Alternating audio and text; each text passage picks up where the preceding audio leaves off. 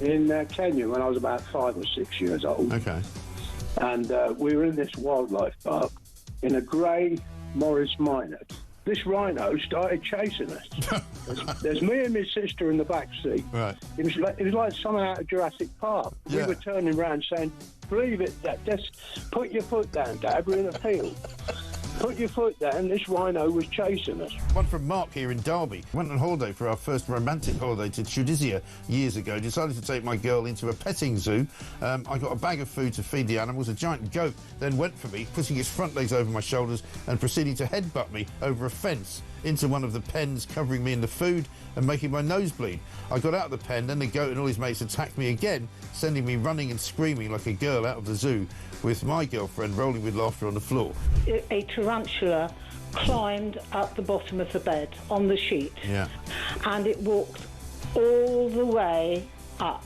It's eyeball to eyeball. Wow. And I thought to myself, what am I going to do when it climbs over my face? But then a miracle happened. It raised its two front legs and waved them around. And then it turned around and walked down the side of the sheet.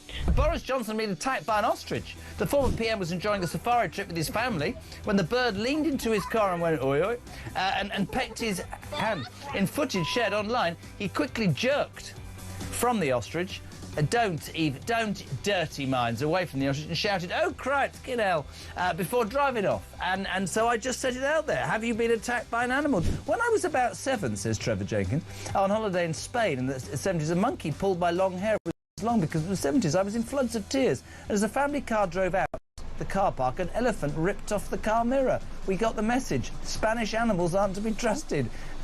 Jeremy, Brittany here from the United States. I was spurred by a rooster in my right foot a few years ago. Spurred? How do you get spurred by a rooster? One here from Dan in Hampshire.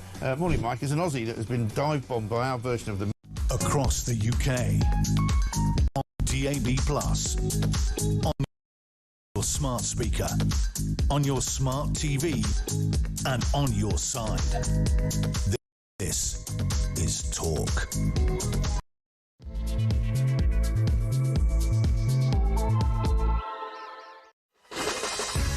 Good morning and welcome to Morning Glory. It's coming up to 3 minutes past 6. I'm Mike Graham. It's Tuesday the 12th of August and we are in the middle, ladies and gentlemen, of another heat wave. Fourth heat wave of the summer is what they're calling it, and they're telling us that we're running out of water.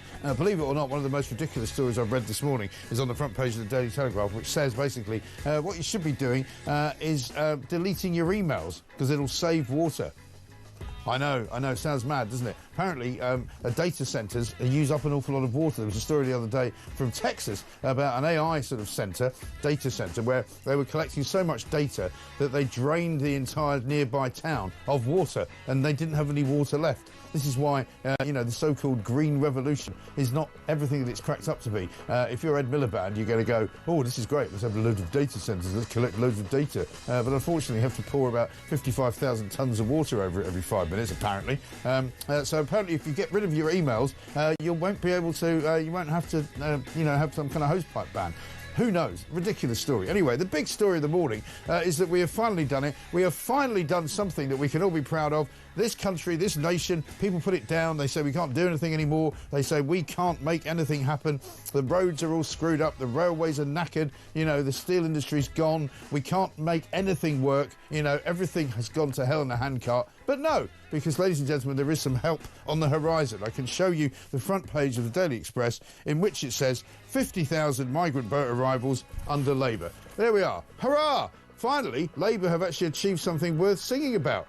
50,000 migrant boat arrivals since Keir Starmer got into power last July. 5, 4, 3, 2, 1. Yay! You can hear the cheers all the way from Downing Street, can't you? Keir Starmer. Finally, we've actually achieved something. Finally, we've done something right. After all the lies, after all the mistruths, after all the, underpinning of the ridiculousness of this government, they've finally got something they can write home about. That's it. We've brought 50,000 illegal migrants into this country, and they're all living here, thank you very much indeed, in hotels, in single occupancy residences, in multiple occupancy residences as well. We're going to talk about all of that. We've got some amazing footage to show you from the Home Office. They've hired loads and loads of experts to try and fix this particular problem, and they're failing miserably at it, I'm afraid. Also, we'll be talking about the number of attacks on the NHS staff that's going on in A&E departments. We'll be talking about Donald Trump and Vladimir Putin. They're meeting up in Alaska at the end of the week. And we'll also be talking about how hot it's going to be. Drought-like conditions until the autumn, warns The Guardian. We're going to run out of water. Parents are urged to keep their kids indoors. What's wrong with you? For heaven's sake, 0344 499 1000 is the number. We've got a montage, have we? Let's hear it. Mike, fantastic show as always. Big week coming up for two-tier. We're going to hit the 50,000 mark of illegals that we know about. Giving out dinghy ride to people that's come over supposedly traumatised by having to come over on a dinghy. I just can't make that up. Yeah, we are going down the gurgler, Mike. And there we are. Never a truer word said in jest by the great people that listen to this show and watch this show and give us all the absolute energy that we need at this time in the morning. Charlie Rowley's here. Very good morning to you, Charlie. Good morning, mate. How happy are you that we finally reached this milestone that we can all be proud of? I was saying earlier, we should have had some kind of ceremony for the 50,000th migrant as he staggered off the boat into the arms of the waiting, border force people in Dover. Well, you and your listeners will forgive me if I don't join in the celebrations at number 10. Might also be holding their head in their hands. But you're right, it's not smashing the gangs, it's smashing the gangs, records. Stopping the boats, taking them on, making sure that I'll tell you what we've got for you. This is a special treat, and you should be very pleased about this. There was a Home Office video that got put out back end of last week, which was quite long. So we've taken a little while to sort of break it down and find little highlights from it, right? And you won't be surprised to know there's a whole load of people on it who you've never heard of, okay? You might have heard of Martin Hewitt, the Border Security Commander, but you probably haven't heard of Duncan Capps, who is the Small Boats Operational Command, Kendall Barnett, Immigration Enforcement, Phil Douglas, Director General of UK Border Force, Rob Jones, Organised Immigration Crime, and Victoria Pullin, Home Office Intelligence. All of these people are going to explain to you over the course of the next hour exactly what it is that they do and how it is that they're going to stop the people from coming. I look forward to it. I can't wait. Should we start? Let's start with Martin Hewitt. He's the Border Security Commander. If you can make any sense of any of this, by the way, jump in at any time. Have a look. My name is Martin Hewitt and I am the Border Security Commander. Border Security Command has been developed to ensure that we can deliver collectively all the different elements of the system. So this is not a new organisation coming and having a particular responsibility. It's coming and sitting across all of the different ways that we seek to have a secure and effective border. We've also got the advantage that the government are very clear about how they want to reset the relationship with the European Union, and there's been a lot of really great interaction happening. I will be using my role as Border Security Commander to ensure that we are coordinating across the system. I'm determined to deliver, and I'm confident that how we're going about that will give us the best chance that we've got of success. Anything? Oh, sorry, I think did you zone out? I closed my eyes for a second. He talks about working with the European Union. But these are the people that are supposed to be smashing the gangs and stopping the boats and actually preventing people from landing here. But all they do is talk about delivery, and there's a sort of new Labour speak about what it is that they're supposed to be doing. Have a look at this. This is Duncan Capps, Small Boats Operational Command. The problem that we're trying to defeat is a transnational, complex, complicated and wicked one. The initiative that the Home Secretary and the Prime Minister put into it brings new resource to match our aspirations to be able to interdict those gangs with, I think, the right mechanisms under the new powers that we will get, and I think the right people to be able to do that. Yeah. They're supposed to be stopping the guys. Just remind them they're supposed to be just stopping the boats. A dinghy is coming over the channel. It's got a lot of people in it. You stop it. You arrest them, you send it back, right? Let's try Kendall Barnett, Immigration Enforcement, see if he knows any better. People thinking that they're coming over here as carers, then end up going into kind of sex work. It's not what it is that's sold to them originally. What? They come over here as carers and end up as sex workers? That's a new one on me. Let's try Phil Douglas, Director General UK Border Force. Any clues? How are we going to fix this? These gangs aren't like narcos or the mafia. They're much more flexible. You arrest one bunch of them and immediately there are more people there. I think in the past perhaps we've lacked that focus, particularly when it comes to working with countries overseas. These crimes are being committed in France, in Netherlands, in Germany, and we'll need to rely on our international partners to identify, arrest and prosecute these individuals. And that's the focus that the Border Security Command also brings. Also looking at our asylum processing and our immigration enforcement, so that the whole kind of migrant journey is within the purview of Border Security Command, and that's not something that we've really had before. The recent agreement that's been signed with Germany, that means that Germany will be able to use its legislation to stop the transit of small boats materials going through Germany. Can you just stop the bleeding boats, right? What's he talking about Germany for?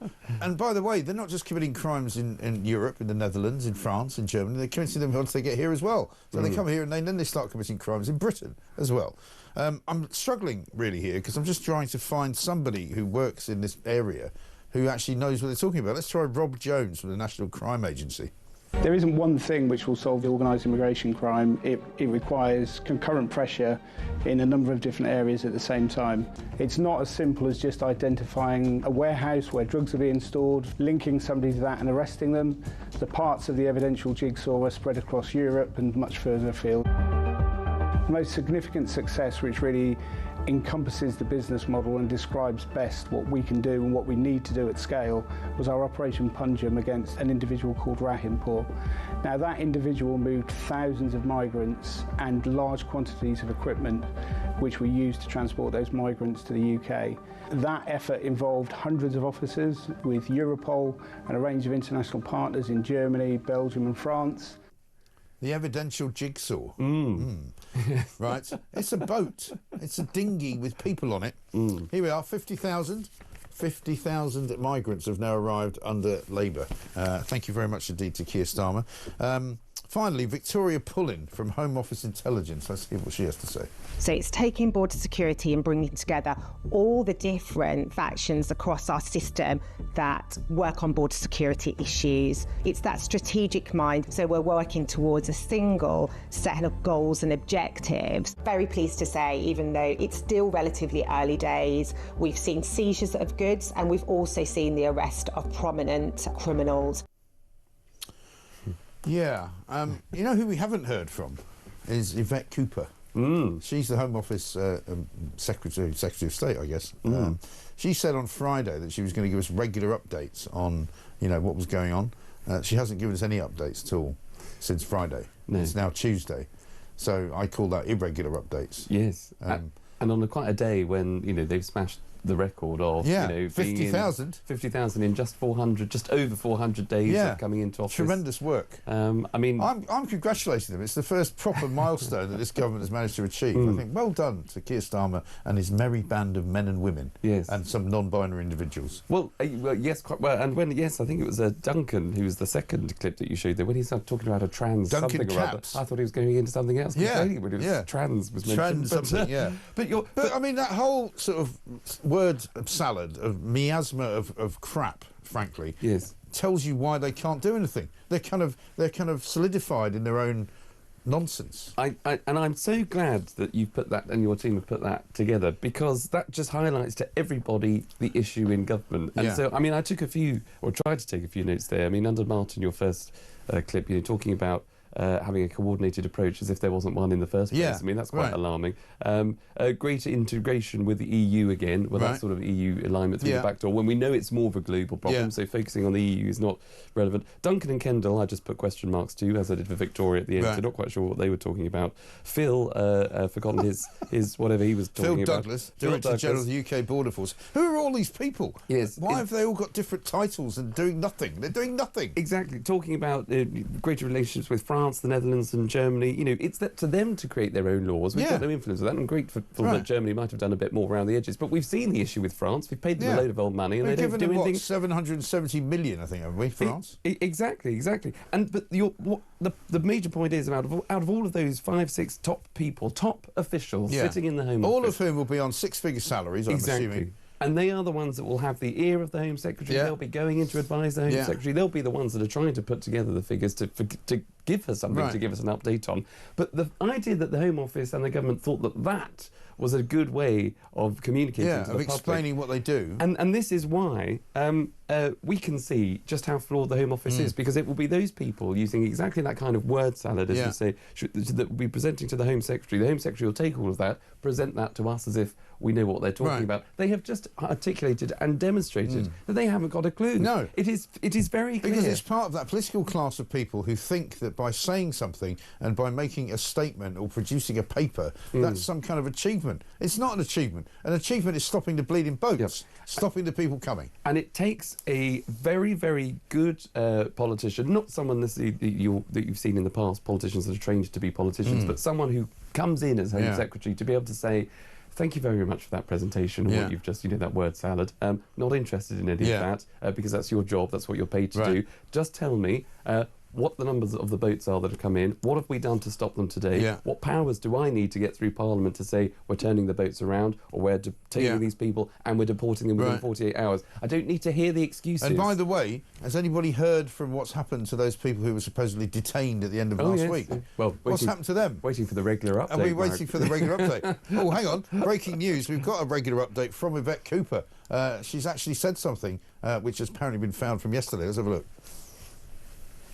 Instead, prescription is about one narrow group that has been involved in violent attacks, including injuries, including weapons, smoke bombs causing panic among innocent people, major criminal damage against national security infrastructure, and where there's been clear security assessments and advice.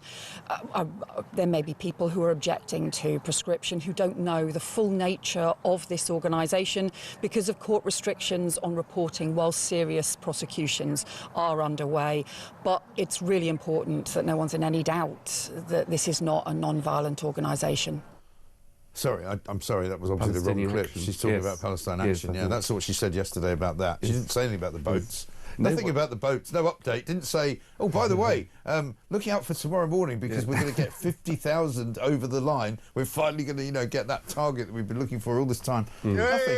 Nothing about the boats at all. No, which is... no updates. No updates. No, the people were detained. We saw some video last week. We saw at least 3 men walking into a what looked like a room, which may or may not have been a detention centre, with a blue plastic bag, which presumably contained their belongings and their new phone and perhaps a robe in case they fancied it when they went for a shower. So here we are. This is them walking into their place of putrefaction, where they're going to be held until they can be set free, because they've got to get lawyers and stuff. So I don't think any of them have been sent back yet. Nobody knows. No. We await an update. Wait an update. Let's hope she's up bright and early this morning and listening in. And they're very keen, Dowling Street, listening to the show a lot. Yes, complaining about it. But as do you know what they said yesterday? Apparently they were upset that we said that they lied about Chagos. That apparently, the $3.5 billion that Keir Starmer said it was going to cost now is going to cost $35 billion. Yes. Apparently, they said that was unfair. It's not true to say that he lied. Well, I think they need to look a bit closer to home. Yeah, I think so. Maybe have a word with the Prime Minister. Yes. Where many people have reported that the figures involved, and the FOI request... Well, the FOI request from the Telegraph says that that's what it's going to cost. It was in a government document that suggested during the whole planning of if you give up the Chagos Islands, it could cost up to, and it probably will, as everything tends to. So I think they might be eating that little bit of humble pie I wonder, as we get down the line. But you're right. Today is a significant day for all the wrong reasons. It is. Where the conditions, you mentioned at the top about the weather and conditions getting better. That is only going to improve today, tomorrow, throughout the rest of the week. It's going to be a lovely week for it. So by the end of this week, we could have 55,000. We could easily. There's there's the front page of The Sun, they've got 50,000, Britain's broken borders, but they've also got pages 6 and 7, where they've worked out, because they've got very clever people with calculators in The Sun, there's about one arriving every 11 minutes now. I mean, an asylum seeker. And that is the kind of language, and that is the kind of stuff thing that will cut people through understand. to people. Exactly. None of this, nonsense that we've just heard from that clip. Again, credit to your team for putting that together. And all that. Yes, and all of that waffle that people, the general public, aren't interested in, that won't necessarily, not that they won't understand what they're saying, but they don't want to hear the excuses, because that's all that was. A montage of excuses of officials that are hiding behind words, trying to say, we'll shuffle the decks around to say, Minister, we're doing this, or it's very difficult because we can't get France involved, or the Netherlands or Germany, but they're going to do that, and that will unlock. No, we are responsible for our borders. So what are we doing to stop those boats coming in, or to turn them around, or to detain people and deport them? And what are you going to do? Yeah, and what are you going to do in the future to stop it becoming 100,000? Because we can't go on like this. Somebody is going to have to find a method to stop them. That's what they said they would do. They were going to smash the gangs. They were going to stop the boats. I know Rishi Sunak said the same thing. He didn't do it either. The point is that one illegal migrant coming every 11 minutes is not acceptable. It's just really not acceptable. 32,000 housed in hotels at the end of March. 31% of the total of 103,000 asylum seekers are getting accommodation support in the United Kingdom. We're also now knowing they're moving them out of the hotels and putting them into, multiple occupancy homes, where loads of them are now living, cheek by jowl with ordinary people in ordinary streets, in ordinary neighbourhoods, which people don't want. Meanwhile, the Sun have also got this. Illegal migrants are offered discounts on ice skating in the latest small boats benefits farce. Asylum seekers in Oxford can get cut price entry to the city's leisure centre for £2.10, which includes access to an ice rink. Normally, it would cost you £11.10. So taxpayers are stumping up a 79% subsidy. Yes. That's nice, isn't it? Very nice. And I'm very popular in Eritrea, I'm told, ice skating. The tall Valentines are waiting of Eritrea. Tall Valentine of Eritrea. Bring it on. The Winter Olympics are not far away. Let's train a few of them up. Yes, and the only defence, which doesn't happen very often for obvious reasons, but I will try and give to the government, central government, is that I think this sounds like a local government scheme. So this will be Oxfordshire County Council, I assume, or a district or borough council within it. It's still our money. But it is still taxpayers' money. So when your listeners hear from local councils that they are cash-strapped and they can't afford adult social care services, they can't afford children care services, they can't afford SEN provision for your young people, they can't afford a cut in business rates for local shopkeepers and businesses. Ask your council why, because they are cutting money, they are subsidising those kinds of initiatives for people that should not be here in the first place. That is your local authority directing your local hard-working cash in areas that the public clearly don't want to be going And into. also, who's behind this kind of nonsense? Who in their right mind thinks that these people who are coming here need to get a discount on bloody ice skating? They don't need it. Yes. Do they? No.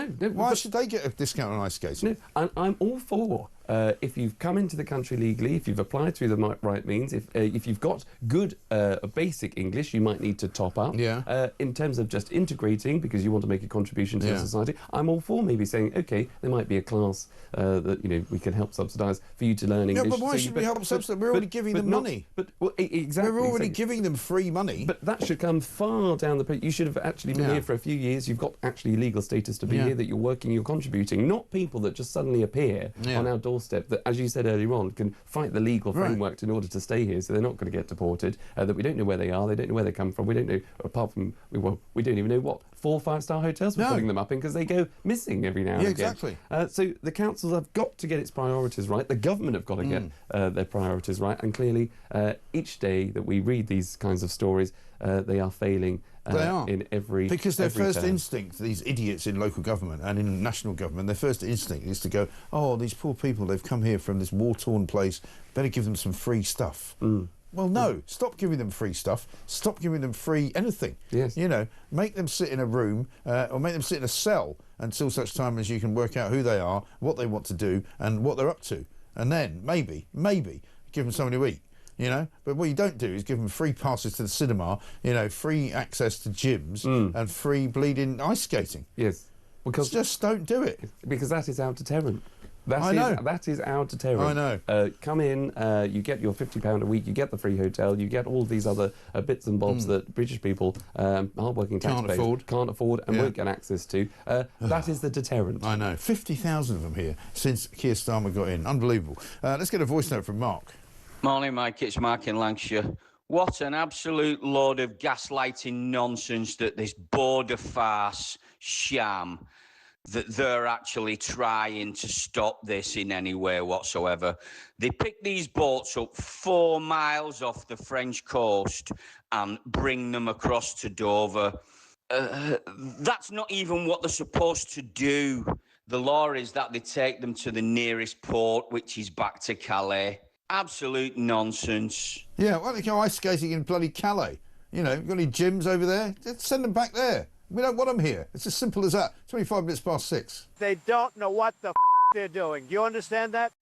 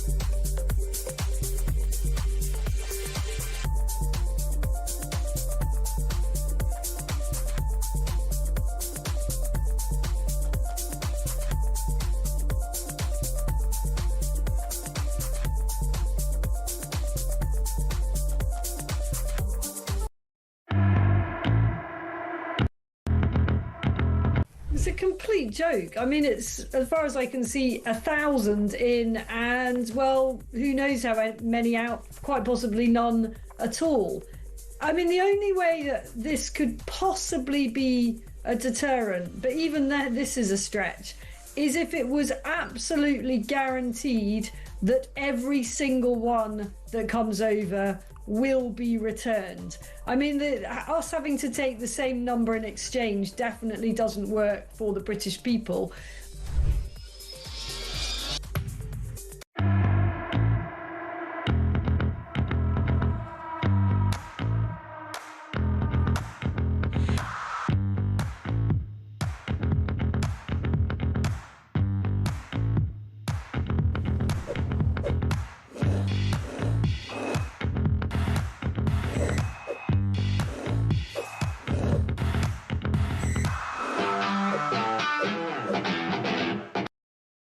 Across the UK, on DAB+, on your smart speaker, on your smart TV, and on your side. This is Talk. The return of the sausages. 50,000 and counting, ladies and gentlemen. It's 28 minutes past 6. We are here, of course, for the duration this morning until 10 o'clock. Morning, Mike, says Mark in Croydon. Listening to that garbage made me wonder what all these idiots are getting paid to talk gibberish for. Aren't they all doing the same job? So why are there so many of them? Well, this is the thing. And the Home Office actually put this out at the end of last week. The Border Security Commander, Martin Hewitt. The Small Boats Operational Command, Duncan Capps. The Immigration Enforcement Office, Kendall Barnett. The Director General of the UK Border Force, Phil Douglas. Rob Jones, National Crime Agency, Organised Immigration Crime, and Victoria Pullen, Home Office Intelligence. 1, 2, 3, 4, 5, 6 people, none of whom can say anything about what they're doing to stop the boats, and they're not actually stopping the boats.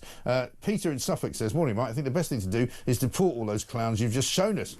Couldn't help but laugh, says Andrew. Your montage of Border Force officials waffling on about everything but stopping the boats. It's true, we're going to keep playing it because it is absolute madness. They're useless, completely useless. And you can see, as Charlie Rowley said to us, why they're kind of trapped in this world of civil service speak. And they just can't get to the heart of the matter. The heart of the matter is, what are you going to do to stop these people coming? Yep. And, you know, they talk about jigsaws and bloody, you know, environments and you know, deals and resets and all the rest of it. But they don't actually talk about stopping anybody from doing anything. Exactly. And it will take a very, very strong individual to cut through all of that. I mean, not even a strong individual, a normal person maybe, someone that can actually see the issues. Somebody just who understands what ordinary people think and how they talk. Yeah, exactly. Because that's... And I am chuffed to bits that was... well, not chuffed to bits that it was put out by Number 10, but I'm chuffed to bits that it was, in a way, because people can see what ministers and what... You know, I would have sat in meeting after meeting with officials like that, telling you all kinds of nonsense and guff to sort of throw you off track. But when you're sitting in those meetings, are people kind of nodding sagely, going, "Oh, this is all very good, this is great, good, you know, presentation and very well done," but nothing's happening? Well, there's a skill to, I think, acknowledging that, OK, someone's might have spent a lot of time on that presentation and they worked very hard to get whatever it is that they want to get across to you. But it's then having the ability to say, thank you very much, that's all great. But the real questions are, and so I want the answers to... How many people have you actually stopped from coming? Exactly. For example. Exactly. And so I think, but you know, but that takes a particular person. I mean, I was very fortunate, you know. Obviously, my last boss was Michael Gove, who I thought was particularly good at being able to navigate those kinds of people and those kinds of conversations. But there'll be other ministers, I'm afraid to say, and I think we're seeing them particularly more than most in this government, that would be happy just to sit back and say to those people, those six, thank you very much. That's brilliant work. Ticked a nice box. At least I've now got something that I can say in the House of Commons without then addressing the small but the number one issue in the room. Yes, we've already, because you can hear it, can't you? So we've already got the Border Security Command and the Small Boats Operational Command working together, you know, in lockstep. That's the phrase that he likes to use, isn't it? In lockstep, fighting the criminal gangs, and they're absolutely determined to stop them. Means nothing. No. They can be as determined as they like, but they're not actually stopping them. Well, because the facts speak for themselves. When the numbers keep going up, when we've hit that 50,000 milestone today, all of that nonsense that we heard about is just that, because it is not doing what it says. It's not doing what Whistling it says on in the the tin. wind. Whistling in the wind, because the facts speak for themselves. Yeah, exactly right. Meanwhile, back in sort of home territory, over 40 rough sleepers have lined Oxford Street with makeshift beds after a migrant shanty town was cleared. And I don't know if you know Oxford Street well, but if you go around the back of John Lewis, there's a sort of there's a square behind it where there's a car park underneath where I sometimes park, just at the bottom of Harley Street. And all along there, because it's got a sort of a slight you know, sticking out bit, so you can, you know, it's safe from the rain, if you like. I'm trying to think of what the word is, but I can't think of what it is. Canopy, there you go, thank you very much. There's a sort of canopy that runs down the side of this street behind John Lewis, and that's where they all sleep. And so now there's about 40 people sleeping there, and they're all migrants, and they've come from God knows where. They obviously haven't got a room in a hotel for whatever reason. They might be people that have come by another means, so they haven't come through the border force kind of checkpoint, if you like, and they've just somehow got themselves into London, and they're sleeping on the streets. And it's a horrible, it's a terrible look. It looks awful. It looks like a third world country. Yes, I think that's why I know there's a lot of chatter in some of the papers about kind of accommodation that you might give to people that come in small boats. So shutting down those hotels, yes, I think everybody wants to see that. Right. But when the conversation leads into, well, you know, they can sleep in tents like everybody else, I don't actually think. I can understand the sentiment maybe at first, but, you know, when you actually then see what would be hundreds of thousands of people. No, because that would just, I think, increase crime. It will blight the community even more. It will cause even more community tension. The answer is, guess what? Keep them out of the country. Exactly. Deport them. Do not let them sleep rough. Do not let them sleep in hotels. Do not let them sleep in homes. Get them out of the country. Send them back to where they came from. Exactly. And that should be the, if I can put it like this, the eye on the prize. Yeah. You know, so there's no point, and no minister, shadow or otherwise, no one in, you know, the Conservative Party, Reform, or the government should be entertaining alternatives to such accommodation. The accommodation shouldn't be there. It shouldn't exist. It shouldn't be available. They shouldn't be here. People that come here should be deported. That is the prize. That is, do not lose focus of that goal, because the moment you do, that's when you get those six wonderful, highly paid Keir Starmer people. seems to have made the leap, if you like, to the point where he says these people aren't supposed to be in this country. They don't have the right to be in this country. If they've entered the country illegally, we're going to deport them. That's what he said. But he's not doing it. No. Because, you know, he's got this ridiculous one in, one out nonsense, right? Which is literally not worth the paper it's written on. And until he actually crosses that Rubicon and goes, I'll tell you what, all of those people in Downing Street, you're going to go down there, Downing Street, Oxford Street, you go down there this morning, you're going to pick them all up, put them in the back of a van, drive them to Dover and put them on a ferry and send them back to France, or whatever by whatever means necessary, right? Yes. That's the only way to do it, surely. Yeah, exactly, because what we you know, make their lives a misery and they might just go back. Well, and the 50,000 mark that we've hit today in record quick time is because there isn't that deterrent, and it shows that the UK is a soft touch. And the more that you see people being able to get away with what they're doing at the minute, or they're getting the freebies from local authorities, or they're getting freebies from the national government, they're getting the hotel and all the rest of it, all the perks that we know that people get. That is the pull factor. So until you stop it, until you show as a UK we can flex our muscles and get a grip of the situation by deporting people, then they're just going to keep on coming. They will keep on coming. And imagine how much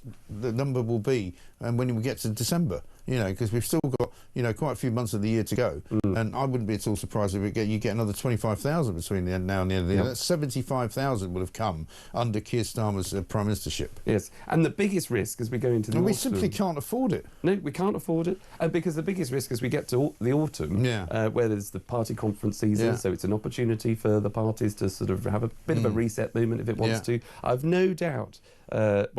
let's see. But if I was in number 10, I'd be saying to the Prime Minister, you've got to make it absolutely clear to the public when you're doing your Prime Minister's conference speech in October, September, October, you are going to You've got to have something to show for it. You've got to have something to show for it. Because you can't just say we're going to be tough, because we've had all that. We've had all the tough speeches and I'm going to smash big smuggling guns, whatever. He's going to do something. Yes, because what they're at risk of, this government, is if they're putting out that video like you've showed today about those 6 people in the Home Office, there'll be all kinds of schemes, this one in, one out scheme. There'll be other things that the Home Office are doing, and he could list, he could get up and do his typical lawyer thing, list everything. There could be 20 things that this government has done that he will think is...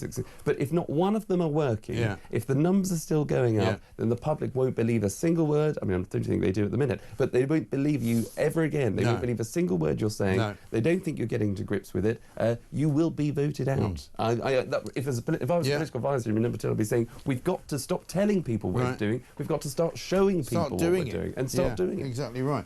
Morning, Mike. Think about it, says Alan, loyal viewer in Vietnam. He says, these people you showed this morning have no incentive to stop the boats. No boats, no job. Very true. This one from Mel, who says, given the rate of today's statistics on illegal migrants, we can look forward to nearly 250,000 by the next election. What a shower of a government. 250,000, imagine that. This from Susan. Morning, Mike. Sounds like today's significance is that number 10 have finally realised the public thinks our Prime Minister is a liar. How long does it take for these bozos to catch up? Thanks for keeping me sane. And this one from Els Bells in Shropshire. Take them out of hotels, out of HMOs, out of housing in the community, set up a secured, tented encampment patrolled by the army to keep them in, feed and water, fingerprint whilst processed and deported. Tents are good enough for the United Nations to use. Our soldiers also use them when they're deployed, and they're good enough for our holidays. It's not against human rights, which they should never have anyway, after breaking the law to get here. People are fed up. They're sick to the back teeth of it all. And you're right to say we don't want to see tented villages all over Britain. We don't want to see them in the middle of the West End. But you could put them somewhere. Yes. You could take them outside of London and go, look, here's a field. We'll rent it from a farmer, put a load of tents up and keep them there and patrol it. Don't let them out. And only when we are actually finally deporting these people do they leave. Yes. Simple. Yes, or some sort of centre where people... Yes, exactly. But having an area, whether it's the Bibby Stockholm barge that we had for a while, something, that containers or something where people can go to be processed within 48 hours. But the point is, you shouldn't be allowed to pitch up a tent. You shouldn't be allowed to stay here for longer, as if you're here for the long term. It's a very short-term solution, a very quick fix, and you're deported. Because on all of, people are furious, and rightly so. But what is going to compound that, as I say, after the summer, when we've seen even more crossings come in, we're now looking at, I know it's not in the papers today, but the way that the country's going is tax rises. Yeah. And who is going to be funding even more people coming won't pay to the country? it, I promise you. And I think that is will absolutely revolt at that. They'll say, what are we, because people are already saying it to me, what are we paying our taxes for? Why am I going to work and paying tax for these bozos to come in and be provided with, ice skating lessons and swimming lessons and free gym membership and all of that? Why are we paying for that? Yes, and we shouldn't have to. No, and that is where I think, it's not just... if crime was down, if the economy was flourishing, okay, and you had... If it was the land of milk and honey. Exactly, yes, and you had a... we had great largesse, and we could just give it all away to people and go, you can share in our really, really happy life. No, because everybody's pissed off, quite frankly. I'm sorry, my apologies. It's only at 6:39 in the morning. But, you know, people are fed up. Have a look at what Donald Trump's doing in Washington, D.C., because Washington, D.C. similarly was blighted by homelessness and by, you know, migrants and by general kind of shoddiness. And Trump wants to clean it up. Here's what he's going to do. I'm announcing a historic action to rescue our nation's capital from crime, bloodshed, bedlam, and squalor, and worse. This is Liberation Day in D.C., and we're going to take our capital back. We're taking it back. Under the authorities vested in me as the President of the United States, I'm officially invoking Section 740 of the District of Columbia Home Rule Act. You know what that is? And placing the D.C. Metropolitan Police Department under direct federal control, and you'll be meeting the people that will be directly involved with that.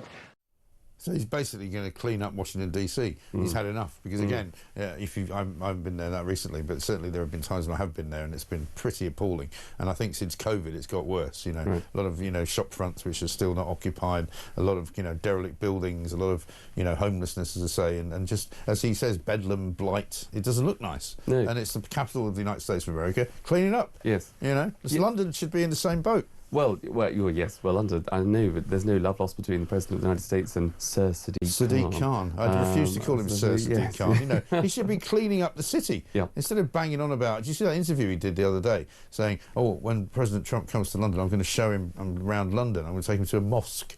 I'm going to take him to, you know, the places where we have great diversity." It's like, no, don't do that. Just clean up the city. Well, I think the President will be a little bit busy, I'm afraid, Mayor. But you're absolutely right. And the thing is, you know, there will be the commentary out. There will be the media. There'll be headlines. There'll be people that come on, you know, all kinds of shows to say how terrible that would be and how inhumane and immoral and what kind of, you know. Don't care.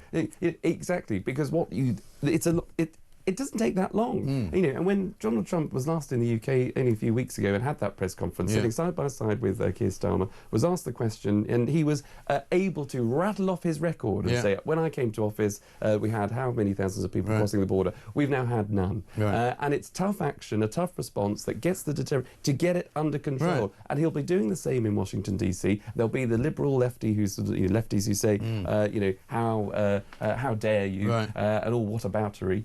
But, you know, once you've got a grip of it, you can then go to your electorate, the people that you serve at the end of the day, to say, this is a crisis, this is what people wanted me to fix, and I've done it. And moved on to the next issue to fix things, because time is short. He's a man in a hurry. He's only got a few years left, obviously, in his second term. He wants to get things done. And we need that. Exactly. And if only we could have a little bit of that spirit here, which is what I think people will want to see. He's only been in since January, and he's already made a massive, massive difference. I think we've got that Sadiq clip. Have a look. Come to London. And let me show him around our wonderfully diverse communities. Let me take him on the Pride March this coming summer, next summer. Let me take him to a mosque. Let me take him to some of our diverse communities. Yeah, maybe not, actually. Maybe not bother. Let's get a voice note from Matt. Mike, Matt in Hove here. So, last Wednesday to Sunday, 1,119 illegal migrants landed in Dover.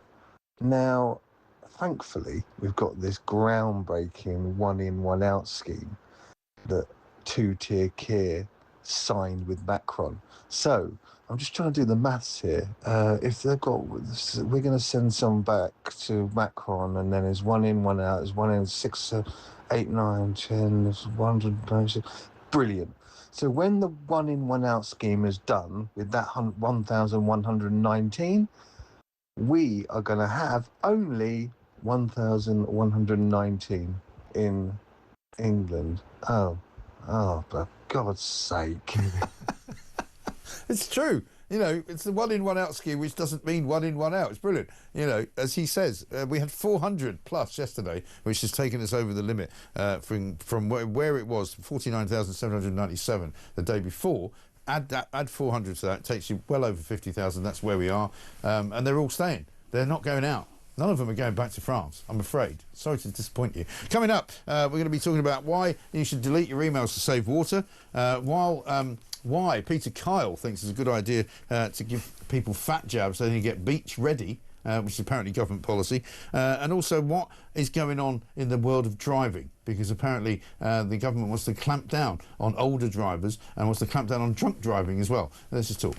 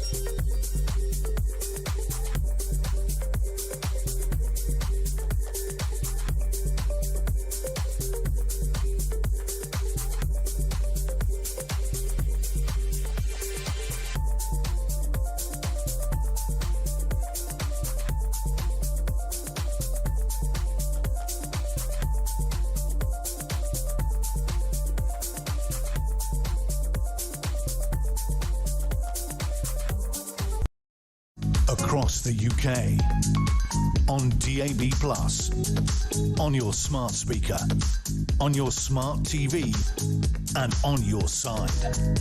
This is Talk.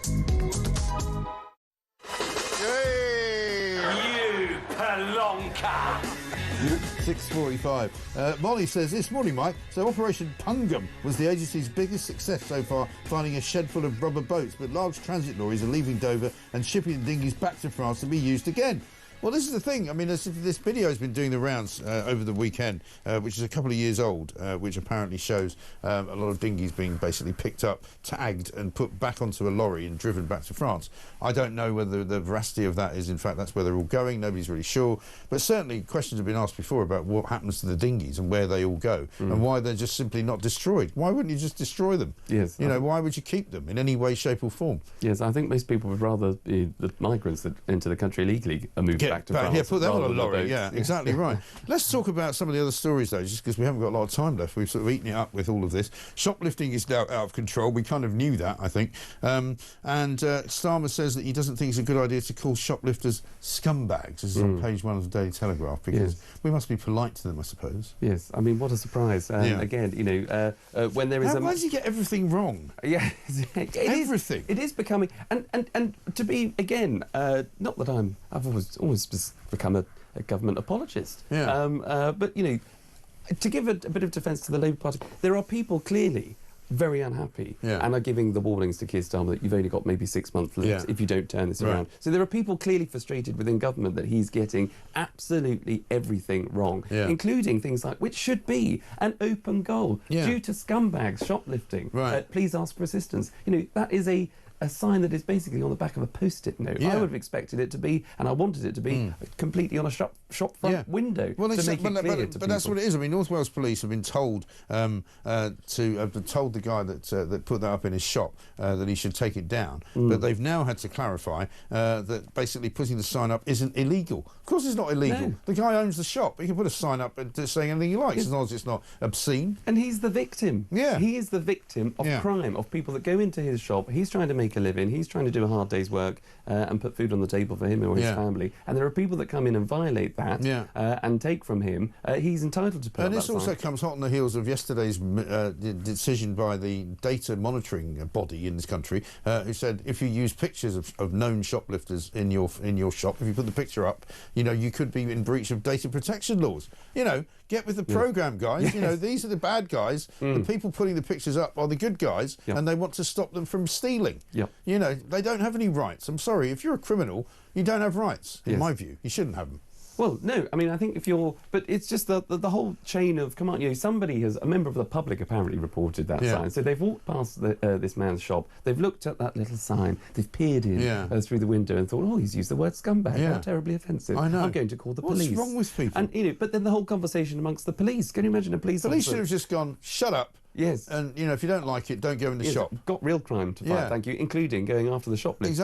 Exactly. So, according to the Prime Minister's official spokesman, who was asked about this reference yesterday, it is not the language I would directly use, but we have been very clear through our actions that we take shoplifting seriously. We understand the blight that shoplifting has on our high streets and local business. No, you don't, because you haven't done anything about it. Well, because you haven't directed the police to stop it. You haven't directed anybody to do anything about it. Vigilante crime is on the rise in this country now because people haven't got any other choice but to take the law into their own hands. And whether the government likes it or not, that's where we are. Well, I'm afraid to say that they have done something about it, Mike, particularly in London under Sadiq Khan. Stickers on the road in Oxford Street. Mind the grab. Mind the grab. Which I don't think is funny at all. No. It's supposed to be play on words, obviously, mind the gap in London Street. But the idea, if you've been a victim of crime, having your phone snatched out of your hand or your bike nicked, the idea that then you just walk down Oxford Street, as I think it was, a purple sign, sticker on the road that says, mind the grab. I know. I mean, you know, that's their response to tackling this kind of crime. Yeah, it's all this kind of, you know, isn't it? Let's all be really kind of, you know, really cosy and funny about it, and let's just make, you know, an amusing little take on it,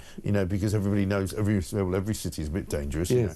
And you get all these people like Fraser Nelson and John Rentoul, who I talk to on a regular basis, who are busy telling us, oh, you know, life in Britain is much better than it used to be. You know, this kind of, you know, slightly centre-left ridiculousness where they go, oh, but, you know, life expectancy is better than it was, and, you know, actually the murder rate's gone down, and actually there's less crime statistically. You know, they're all talking absolute BS. Yes, and I'm afraid these are the same people and the same cohort of people, just like those Home Office civil servants, that will hide behind a particular data set that won't, and they'll use that and they'll cling on to that for dear life because they'll say, oh, look, the crime is going down. No, crime is going up because people know it and they see it. People choose not to report crime because they feel nothing's going to be done. Therefore, the numbers are going to be less. And by the way, if you can hold on to that kind of data set, it's a bit like COVID. People sort of looking at the numbers, how terrible things are. And yes, of course, it was terrible, COVID. And there were people that were hospitalised. Yes, there should have been interventions to prevent the spread. But there was no think about all the other people that aren't included in your data set. But you hang on to this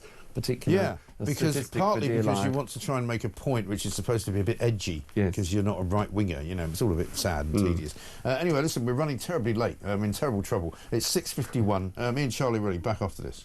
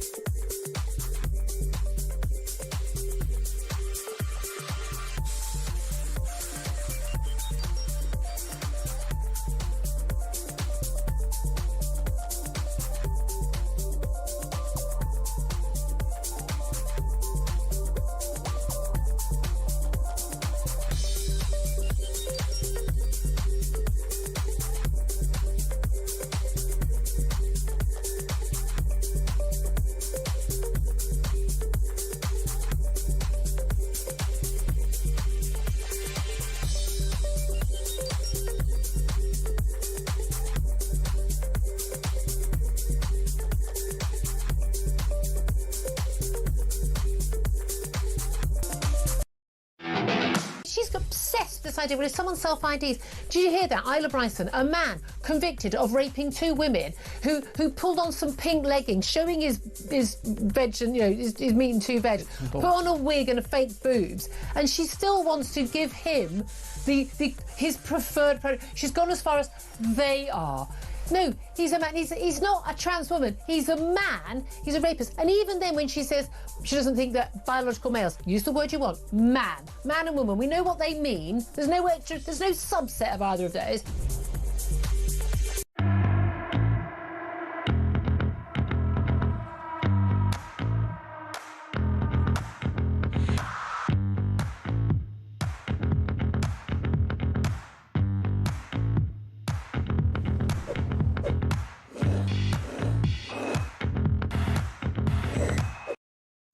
across the UK. On DAB+, on your smart speaker, on your smart TV, and on your side. This is Talk. Welcome back to Morning Glory, 6:53. Myself and Charlie Rowley here. John says this. Brilliant show, Mike. John in Rotherham. Thanks for the montage with Border Force. Best laugh we've had in ages. Overpaid, incompetent morons. Keep up the good work, brother, and we'll do what we can. Let's get a voice note from Daryl. I just heard that Downing Street apparently listened to this programme, and all they've managed to come away with is that they're unhappy that you accused them of being like liars over the Chagos incident. So they listen to this programme every day, and that's all they came away with. Not the fact that 3/4 of the country utterly hate them and despise them. They're not bothered about that. All they're bothered about is, oh, you called us liars. Yeah, even though they are. Strange, isn't it? Yes. Funny old world. How about this one, right? This is a surprising headline to me. Do you want to save water? Delete your old emails. Huh? Yes. Apparently, who knew? Apparently these data centres, right? Because funnily enough, I was reading a story at the weekend from America about this massive data centre. They've got AI centre in Texas, and it uses so much water that the whole area around it is now in a massive drought. And people have been told that they can't have showers, they can't wash their cars, they can't water their gardens because this AI data machine is basically eating all the water in the area. Yes, it is bizarre. Isn't it strange? Why do they need all this water? What's it for? Well, it's I think to cool down. Ah, so they're just pouring it on machines. Yes. Doesn't sound safe. They might overheat. Oh. Yes, because you've got too many emails in the cloud or in the data storage or whatever. So that's where it's all stored. And I mean, I've got thousands of emails, I must admit, that I probably should have got rid of years ago. Yes. But who's got time? I haven't got time. No. I mean, I tried to do it once. I tried to go through on I had an iMac at one point because for some reason I couldn't get into my laptop or I couldn't get into my iPad. So I tried to go on my iMac, which I haven't used for years, and I had to delete loads and loads of emails and just kind of press the button, go like that, and it took forever, and I was still like 20,000 to go. And, you know, I mean, it's not something you're ever going to do because you can't do it en masse in case you get rid of things that you might need. Exactly. Right? And that's why it's so, you know, again, people must be up in arms because the onus is then on you as the individual. So you need to either get rid of your emails or you need to have a shorter shower in the morning because we need to preserve our water, or you need to do whatever. No, get a grip of the situation. Yeah. Don't start putting There's it onto me. There's more water leaking into the ground every single day than I'm using to store my emails, I think you'll find. Yes. And so I think maybe clear up the bleeding leakage in the water system and stop telling me what I should be doing about my water. It's quite right too. I think so. Yes. Apparently Helen Wakeham, the Environment Agency Director of Water and National Drought Group Chairman, said the current situation is nationally significant and we are calling on everyone to play their part and help reduce the pressure on our water grid. Well, I'll tell you what, we will play our part if you give us a break, if you give us a bit of a cheaper deal on the water that we pay for, ludicrously through the nose. I've always said we shouldn't have to pay so much money for water. It falls from the sky. It's free, right? Collect it in something and then give it to me. You don't even have to sell it to me. Yes. You know, get it to me in a pipe and preferably without it leaking all over the bleeding place. Yep. Yeah. You know, what's the matter with these people? Exactly. The amount of millions and billions that have been spent on water companies, and you know, not to mention, you know, we're an island. We're surrounded by the stuff. I know. It's not. When I suggested that, you know, we should get some desalination plants, people ridiculed me and sort of thought I was, you know, it was another concrete moment for me. They were like, wait, who is this idiot? Why does he think we can get water out of the sea to water the plants? Well, of course you can. I mean, they've got desalination plants all over the Middle East. Now, here's one for you. We're about to finish nearly, but it's page 26 of The Sun, hidden away. I think you'll like this. Scientists have discovered the biggest black hole in space. I'm going to suggest to you this has been created by Rachel Reeves. Right? Apparently it's 10,000 times heavier than the one at the centre of our Milky Way galaxy. The mass is estimated to be around 5 billion light years from Earth, and its weight is said to be 36 billion times heavier than the Sun. It's definitely Rachel Reeves, isn't it? Well, yes, she's got competition. The biggest black hole of all time. Yes, I think, as you say, we can rival that. I'm sure she's got that black hole's got competition with our treasury. I mean, friends. she's been a bit quiet this week, hasn't she? I mean, she's probably happy that the immigration story has taken over kind of everything. It is eating everything in its path because the economy, which is still dire, by the way, and getting worse, hasn't really been the focus of anything, even though interest rates came down last week and even though people are still complaining about the fact that the markets are very jittery and all of that. She's kind of taking a few days off, I think. Yes, and I think, I mean, well, you know, good luck to her, because she won't have long to recover, because she's got to come back to, you know, she's got to come back to the Commons. She's got to deliver a budget, which she'll say, in order to smash the gangs, stop the boats, whatever we're spending more taxpayers' money, or I've invested in more people to do the processing. And, well, hello, we don't want more money being spent. No, we want the issue to be fixed. And by the way, your taxes will go up in autumn. So thanks very much. I mean, I don't know what is going on with this lot. Charlie, great to see you. Thank you very much indeed. We're going to be playing more of that Home Office video out through the course of the show, because I can't believe quite how useless all these people are. 6 of them, all with very, very important jobs, very, very important titles, and lots of money as well. This from somebody who doesn't give a name. I think the square you mentioned behind Oxford Street, Mike, is Cavendish Square. It used to be a safe and quite elegant place. Now it seems a shanty town. It's sad, as Donald Trump might say. Yeah, I think so. James Heale is going to join us from The Spectator coming up in the next hour. Also, we're going to talk to Matt Vickers and Kinsey Schofield, because guess what? Harry and Meghan have got a new Netflix deal, but it's not worth as much as the last one. Quite right, too. This is Talk. We'll see you after the news.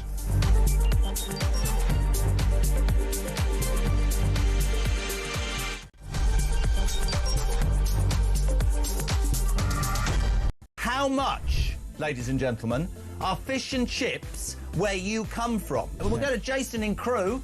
Jason from Crewe, fish, chips and peas, £7.50. It's the best chippy in England. Janice in Leeds, go. Regarding fish and chips in Leeds, it's between £9.50 and £12.75. Whitby, how much is fish and chips?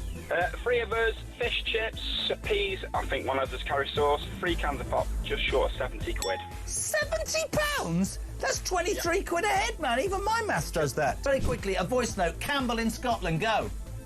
Up here in Banff in the northeast of Scotland, we can get a fillet and a half of haddock with a regular chips for £8 and 10 pence, and it's by far and away one of the best chippies I've ever had. Kenneth in Surrey, fish and chips, go. Fish and chips in Ascot, about half a mile from where you used to live, will cost you £12 and 60 pence. Great show. Keep up the good work. That's why I moved, because you were living there. When was the last time you had fish and chips? Couple of weeks ago. How much? Where'd you get it from? I think it was about 40 quid. It was in the Ivy. Honestly, you really are. For any of you who think he's a man of the people, I nearly said you're a... Keeping it real.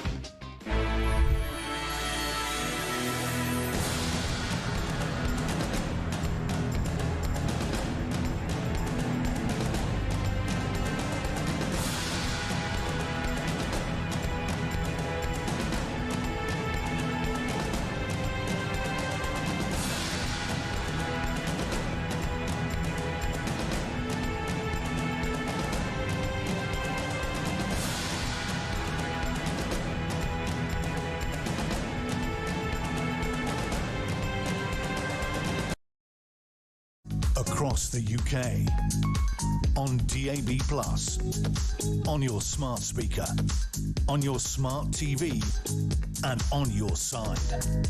This is Talk.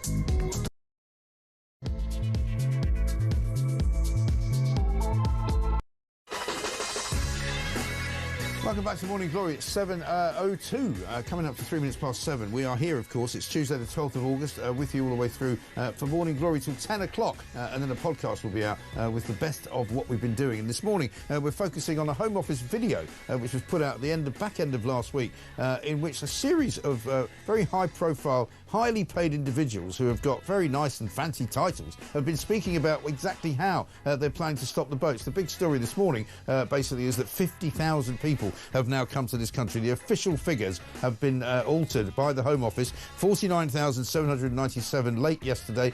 Add 400, which is who came in yesterday, and you get to a number which is not far away from 50,200 people in the time that Keir Starmer has been Prime Minister. The people in question, I'm going to name them, the guilty men and women. Martin Hewitt, Border Security Commander.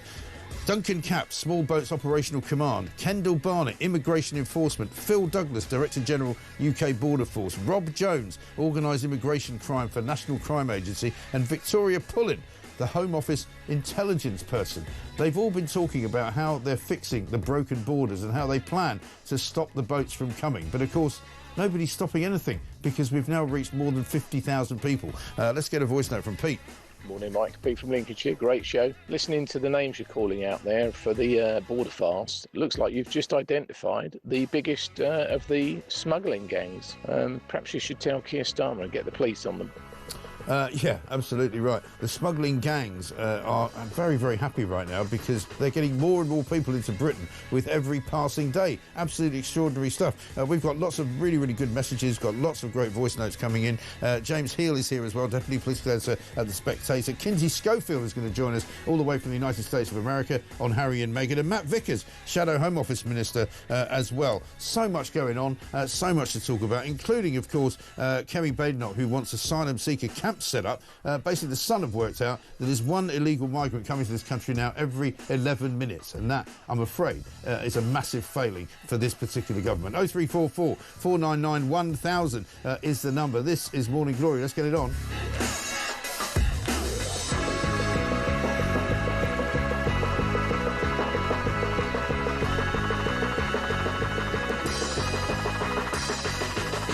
Five minutes past 7. Bit of breaking news for you. Unemployment remains static at 4.7%, which tells you not very much really indeed, except for the fact that the not only is unemployment static, but the whole economy is kind of stagnant. Nothing's really happening. There's not really any money going in because people aren't willing to put investment into an economy. They're not sure how it's going to work. People don't want to put money in when they think there might be more taxes coming in the autumn. And the whole kind of mood of the nation, economically speaking, I think, is one of pretty much dumb and dumber and kind of gloom and doom. Nobody really is looking forward to anything at the moment in this country, and that seems to be where we are. Let's talk to James Heale, Deputy Political Editor at The Spectator. James, very good morning to you. Morning, Mike. Good to see you. 50,000 migrants into the country now. Doesn't seem to be any sign of the government getting a grip of this particular problem. We've been playing a whole load of clips this morning from this particular Home Office video, and I won't play you all of them, but I'll play you a couple in a minute, which give you a kind of idea of how very good they're talking about it, but how very little they seem to be doing about it. Yeah, and I think that what's so striking is how the pace of these arrivals has increased since Labour got into government last July. Actually, we're expecting to have, on current trends, the biggest annual number of people arriving here since the small boats crisis began in 2018.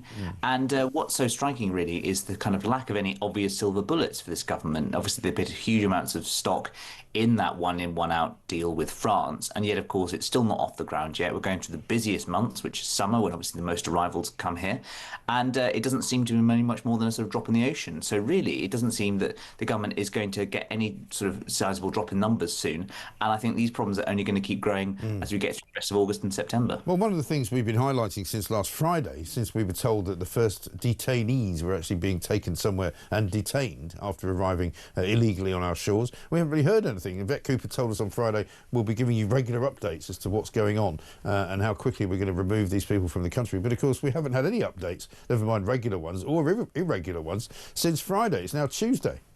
Yeah, absolutely, and I think that that's very much a testament to the pace of these arrivals, which is the Home Office is totally overwhelmed and is unable to kind of get out ahead of it and get a grip of it. And of course, with it being recess, you know, there's far less in the sense of political pressure. There are calls in Parliament for her to give an urgent question, etc.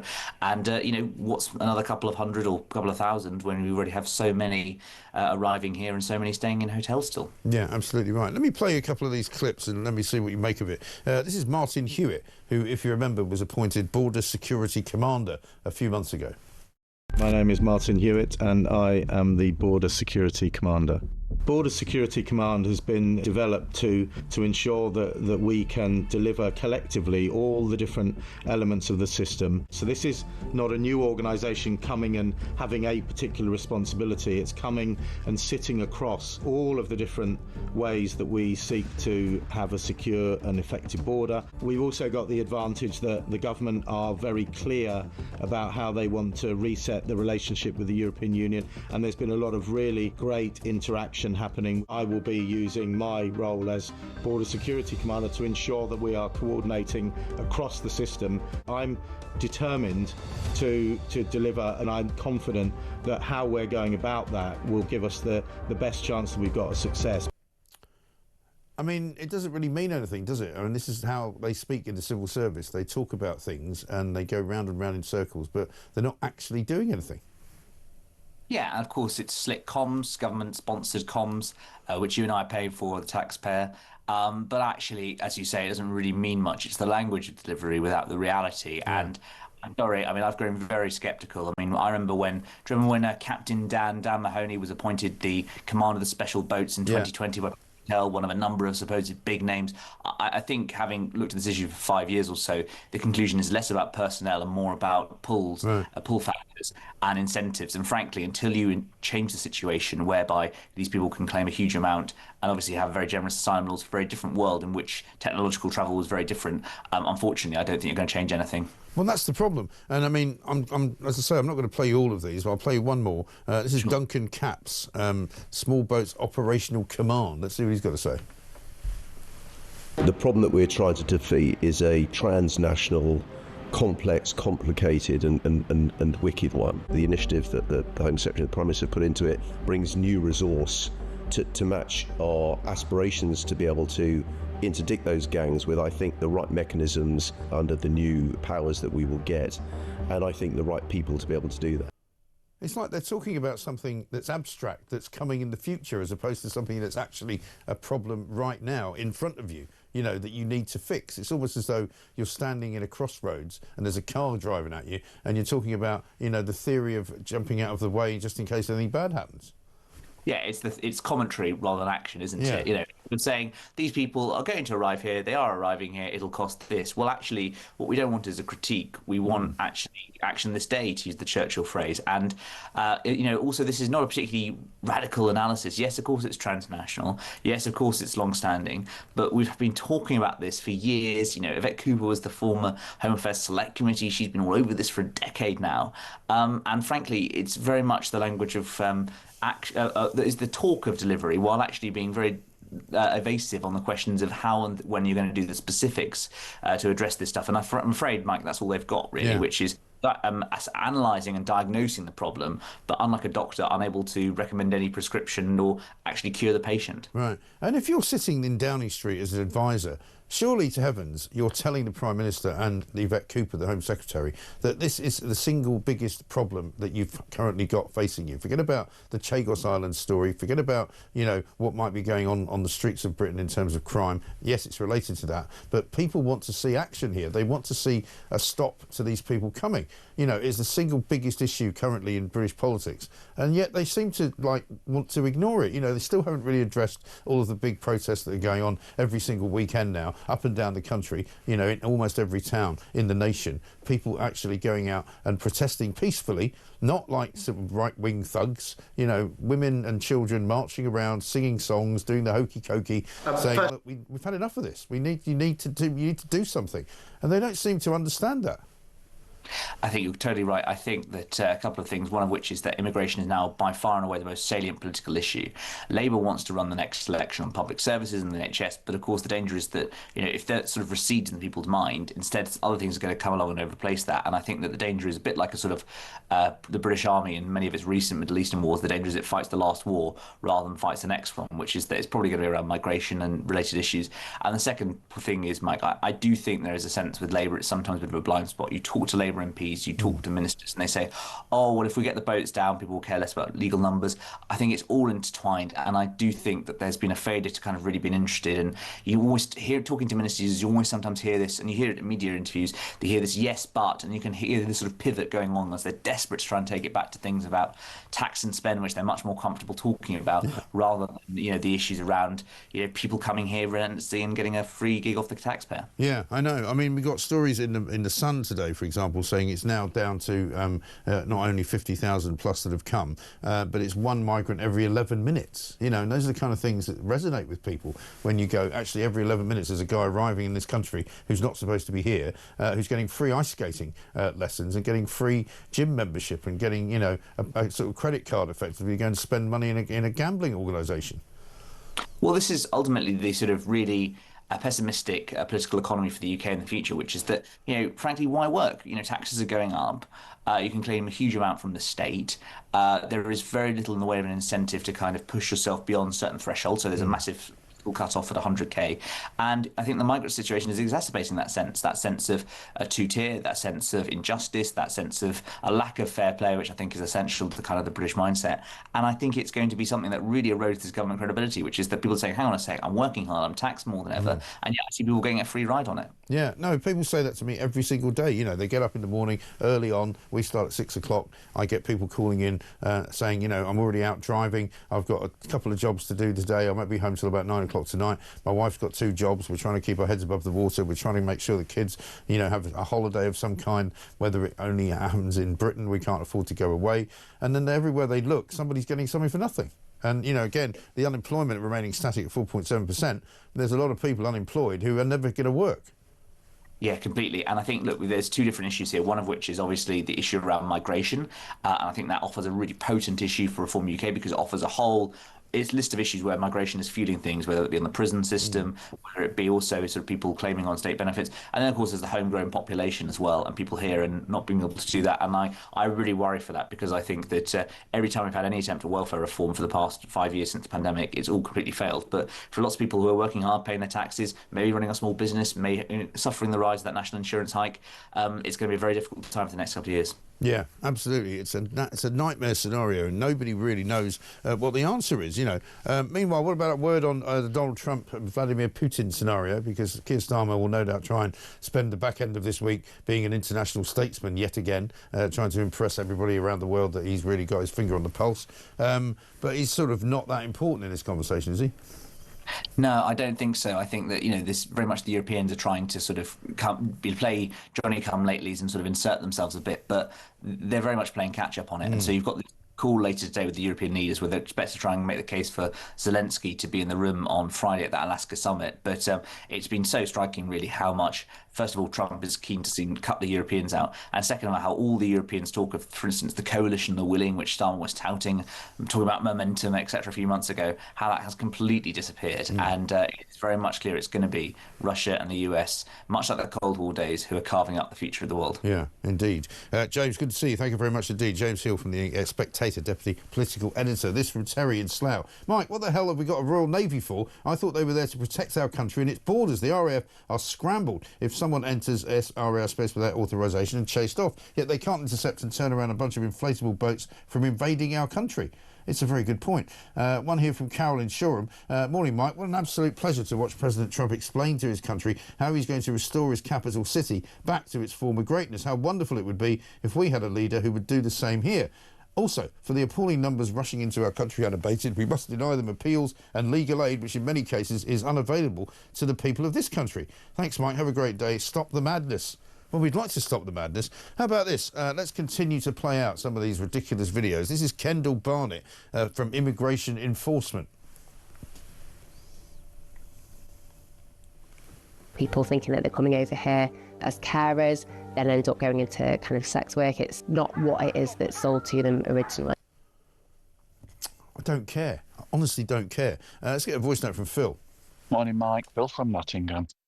5 0 0 0 0. Yay!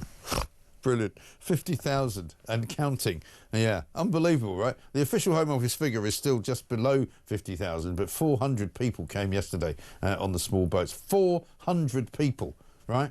This is supposedly the Starmer version of stopping the boats. Have they gone completely mad? Coming up, Matt Vickers joins us, and Kinsey Schofield's here as well to tell us what the latest is from the Montecito Massive. This is Talk.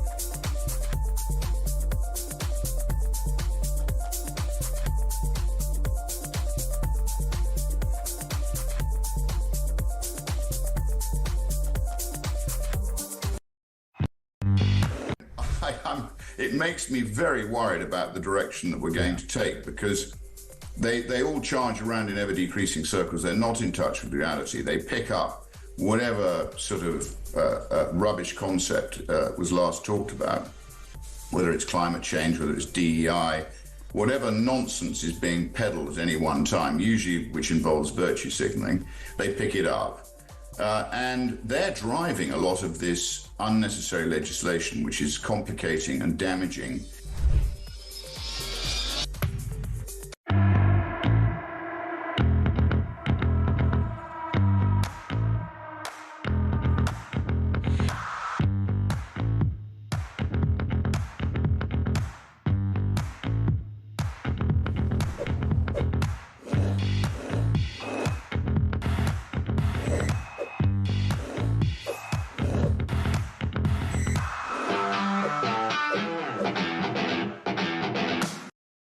Across the UK, on DAB+, on your smart speaker, on your smart TV, and on your side.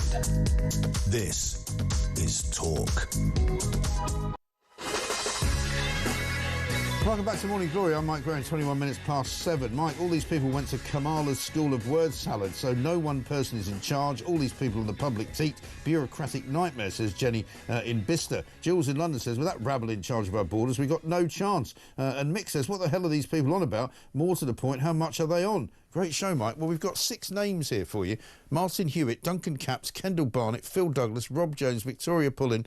Let's pull one of them out of the hat, shall we? How about Phil Douglas, Director General of UK Border Force? Check this out.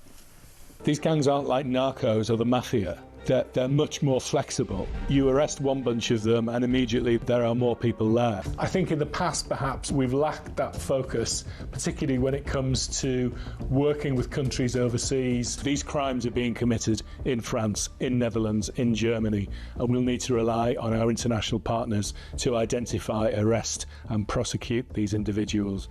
And that's the focus that the Border Security Command also brings. Also looking at our asylum processing and our immigration enforcement, so that the whole kind of migrant journey is within the purview of Border Security Command, and that's not something that we've really had before. The recent agreement that's been signed with Germany, that means that Germany will be able to use its legislation to stop the transit of small boats materials going through Germany.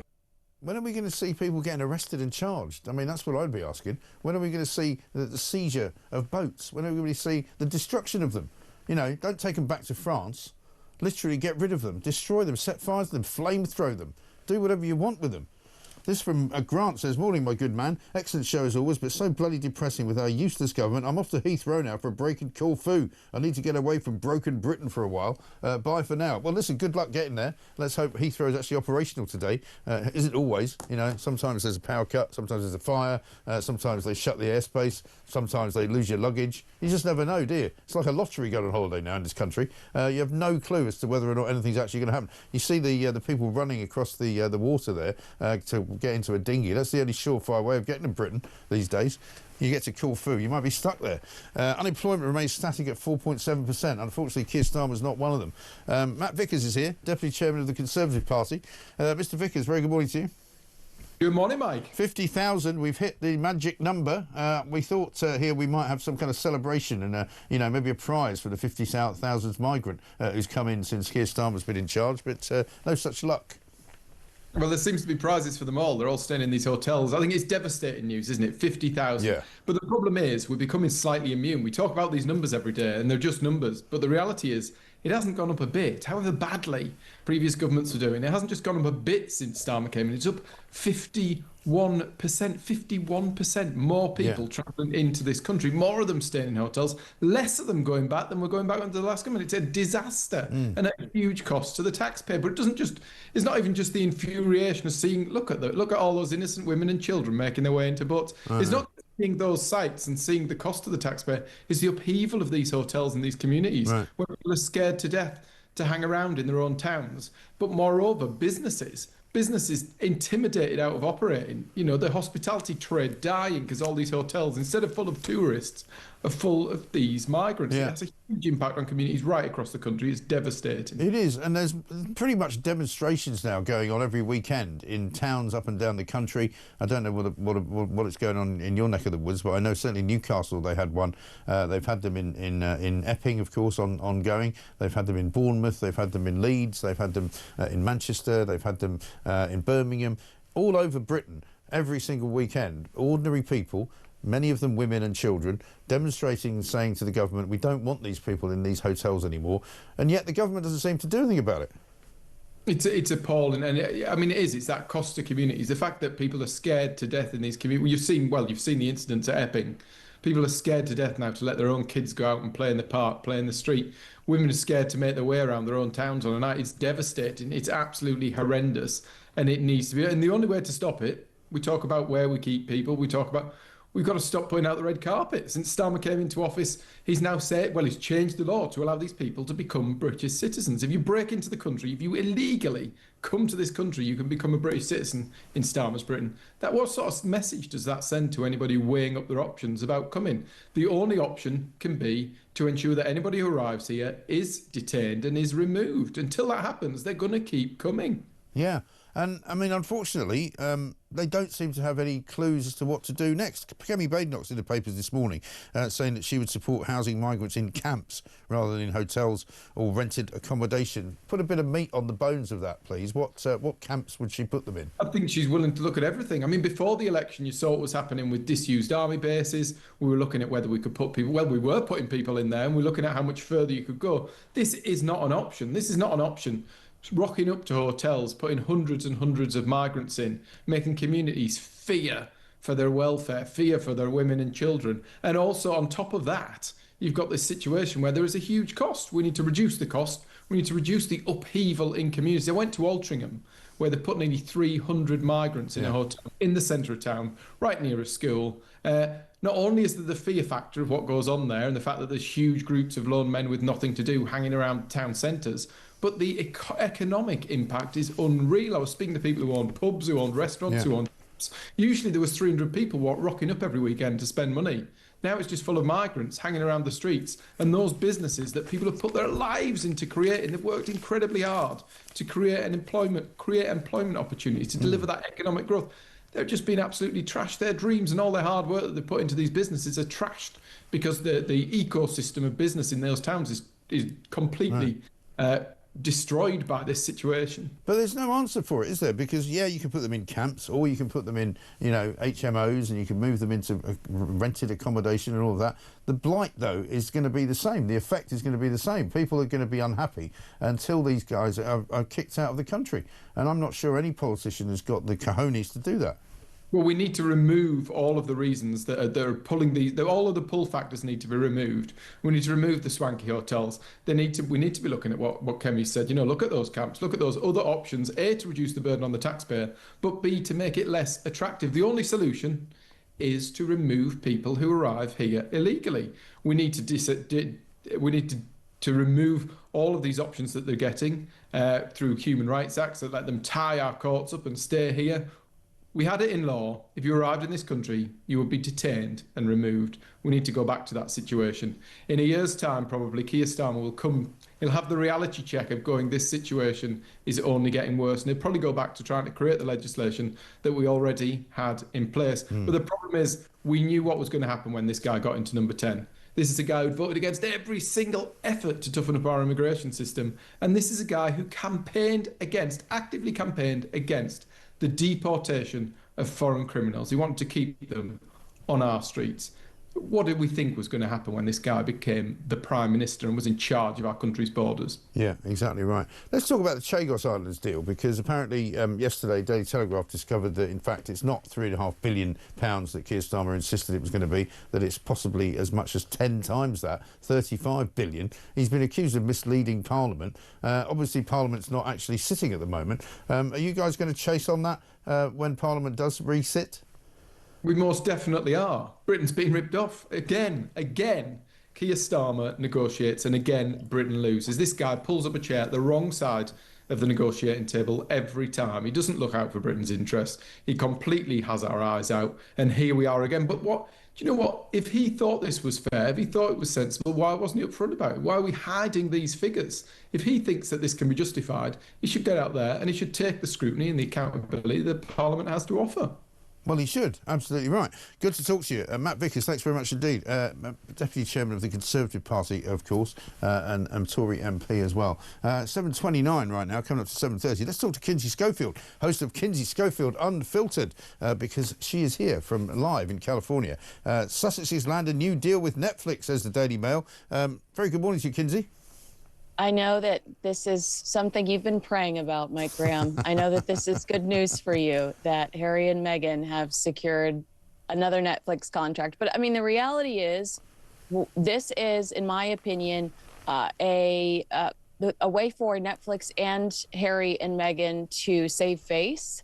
I think that Netflix did not want to look like a failure with this project in the same way that Spotify did. Because this is just a first look deal. They just get first dibs when it comes to Harry and Meghan's creative, ideas, which we've heard Prince Harry doing a review show on hot cocoa was a previous idea, him interviewing Trump, him interviewing Putin. So really how exciting is that for Netflix? I don't know. I mean, I don't know what a cooking show is going to bring to the general wealth of the world, because her last cooking show was pretty dull, wasn't it? I would say so. So it landed in the last few months. It landed at 383 when it came to Netflix's top 7,000 shows, with Polo, Prince Harry's show, landing in the lower 3,000s of that. But Mike, get ready, because here comes the Meghan Markle Christmas special. That's one of the big gets with this new contract, a Meghan Markle Christmas, because nothing says Christmas like two people that have alienated both sides of their families and are, spending just kind of looking at each other and twiddling their thumbs. I don't really trust this woman as an authority on how to show me how to celebrate the holidays. No, exactly right. And it's kind of embarrassing, isn't it, really? I mean, like, looking back on what they were and what they used to be, and when they were in this country, when they were still part of the family, if you like, and people quite liked them. They sort of admired what they were doing, and they were able to go off to Africa and do their thing. It's all a bit sad now, isn't it? It is, because this feels, and correct me if I'm wrong, but this feels like such a hard sell from Netflix. It feels like Netflix is trying to make us like this person that we've decided is not very likable.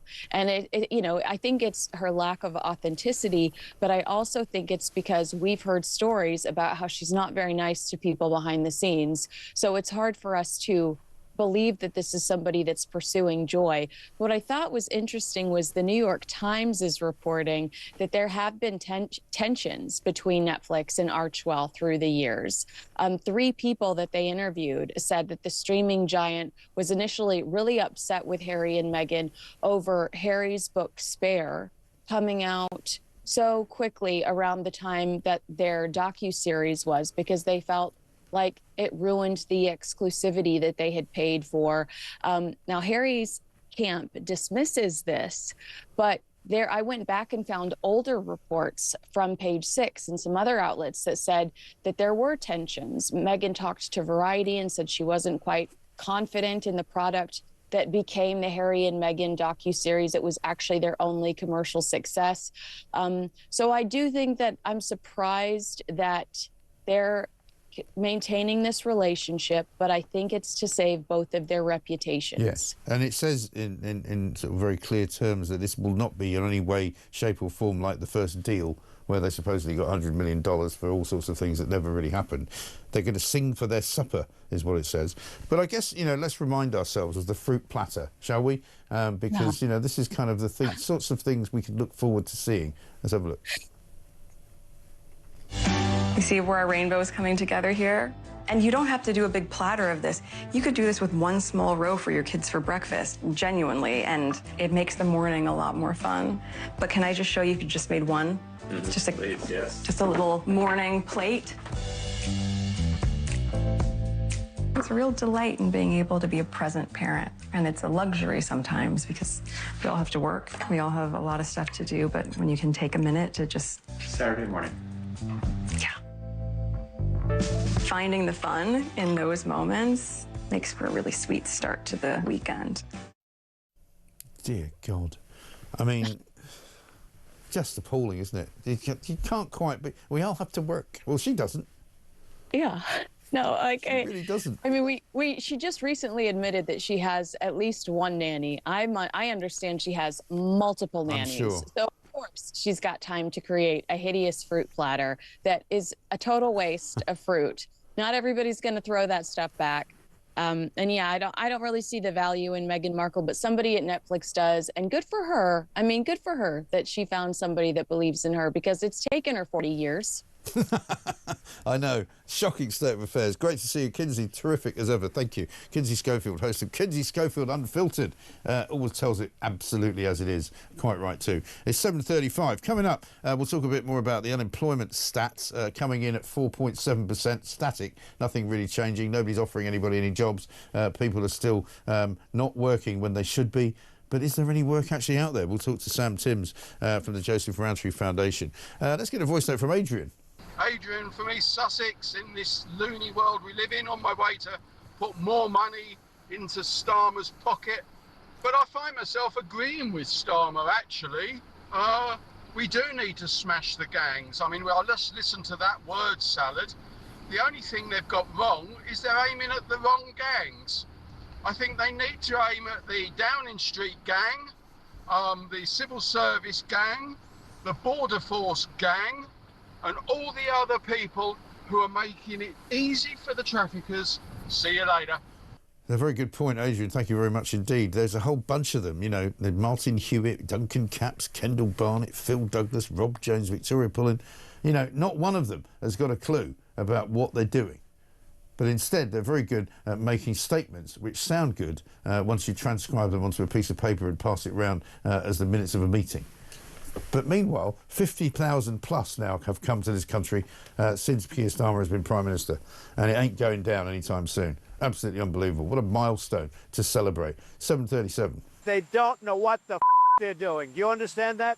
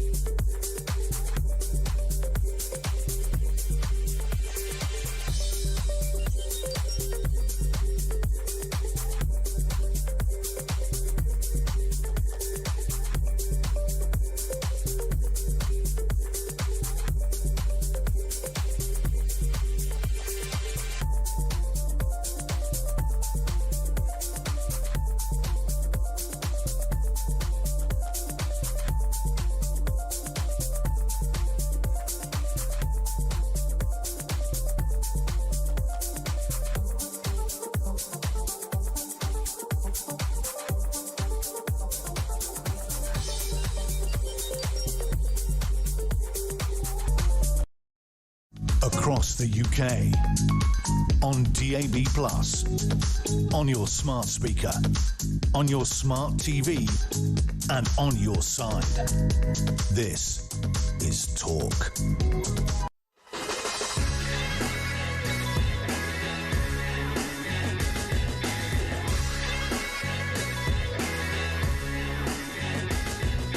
Welcome back to Morning Glory. It's 7:39. I'm Mike Graham, with you all the way through, of course, until 10 o'clock when Julie Hartley-Brewer will be here. We're going to speak to Sam Timms in a moment. Unemployment remaining static at 4.7%. But also, we can tell you as well, the payroll movements are very, very small as well. Payment costs bite. Firms are hiring at the lowest rate since the pandemic. And also, wages in the UK have slowed and the job market has cooled because of inflation, unfortunately.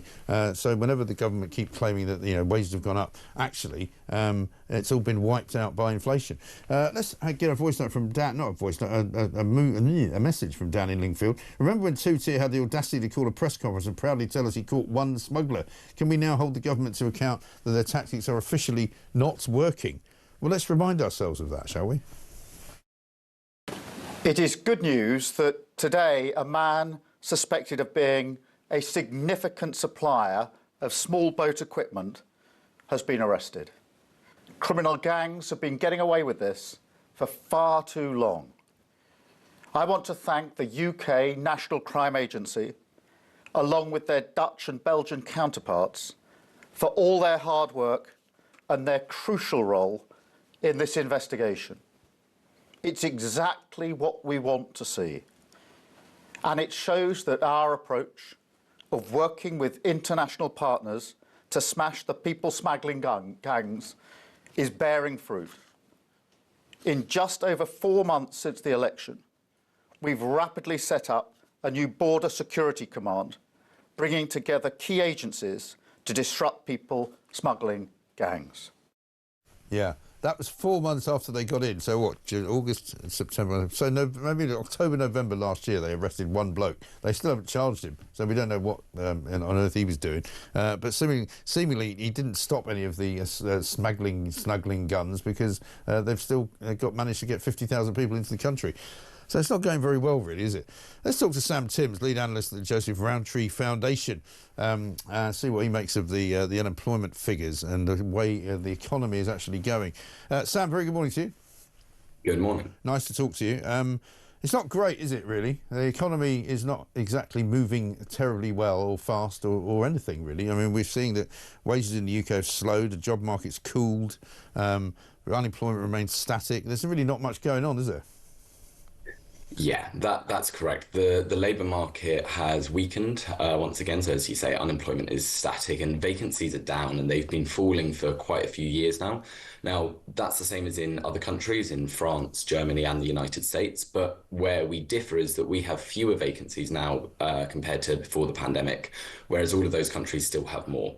So the question then is, what can the government do to stimulate the economy and to stimulate demand? And they have lots of levers available to them that they can pull at the autumn budget.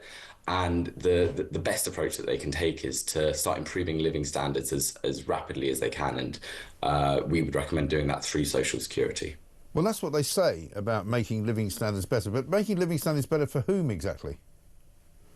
Well, it's about improving living standards for everyone in the long run, but you start with the people that are going to go out and spend their money in the high street and spend the majority of their money. And so that's trying to target low-income households. So social security is the best mechanism. A great example What do you mean, give out more benefits, you mean?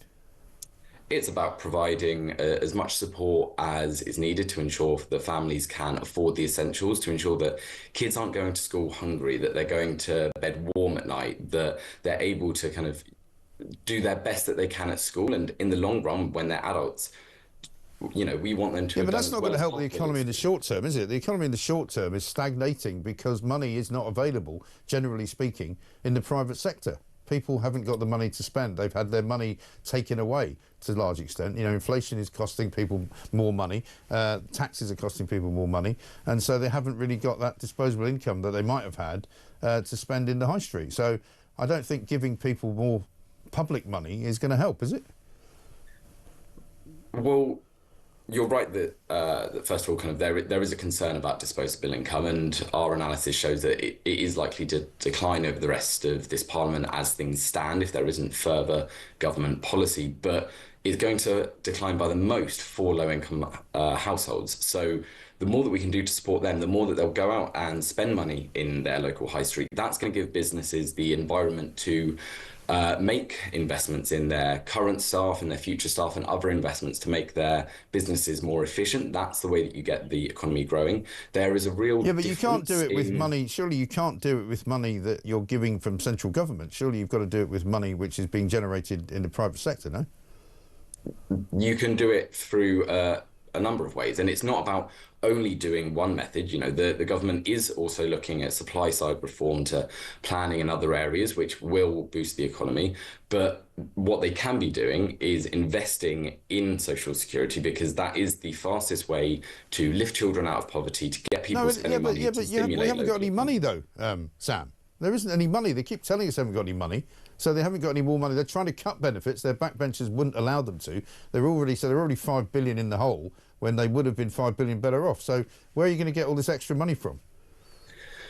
There are a number of options available to the government, so they could equalise. Well, where's the money coming from? Never mind the number of options. Where's the money coming from? You want to tax the rest of us?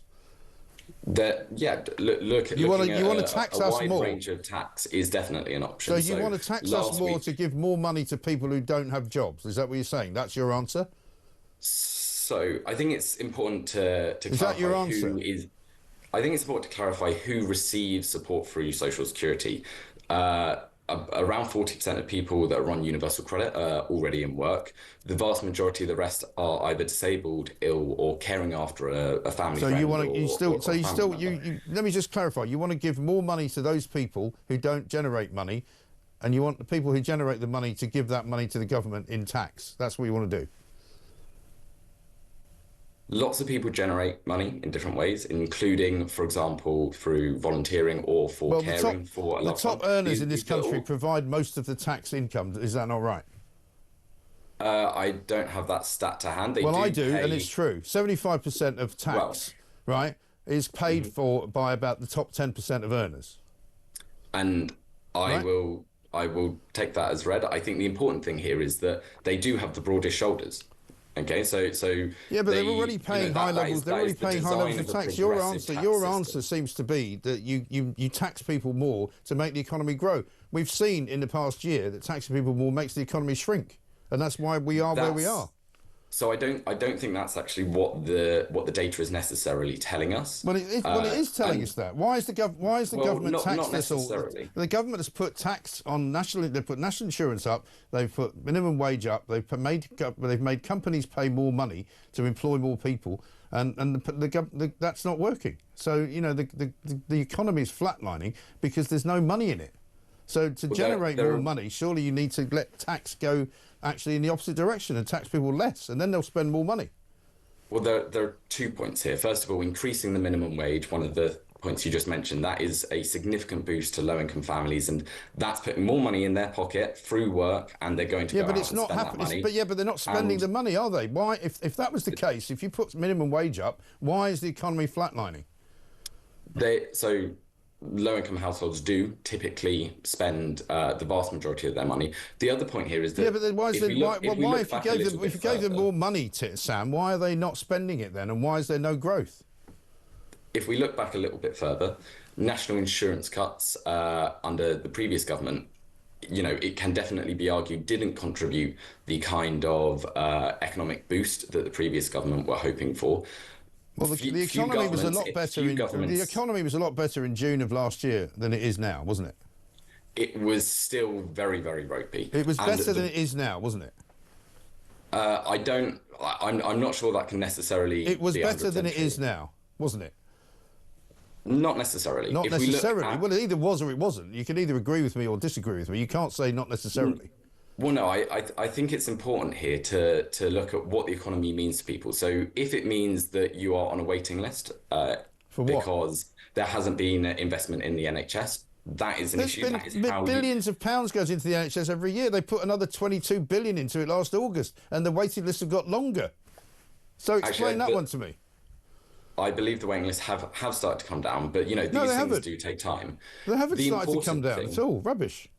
The important thing is that government needs to be stimulating the economy at the autumn budget, and they stimulated it last autumn budget, and now it's gone down the gurgler. The most efficient way to stimulate the economy will be through social security. No, it won't. I've had enough of this. I'm sorry, Sam. You're talking absolute cobblers. Get lost. Thank you. This is Talk.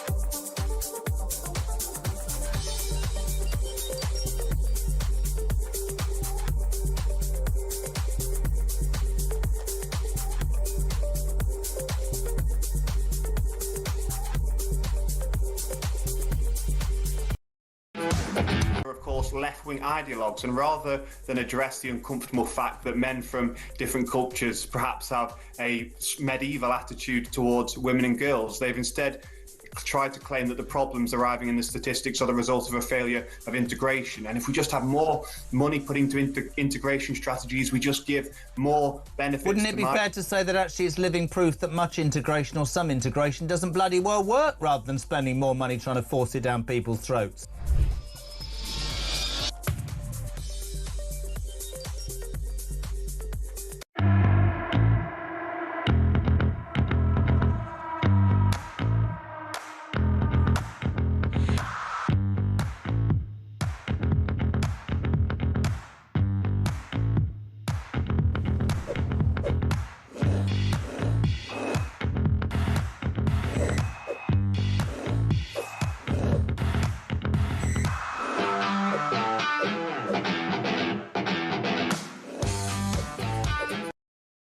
Across the UK, on DAB+, on your smart speaker, on your smart TV, and on your side. This is Talk.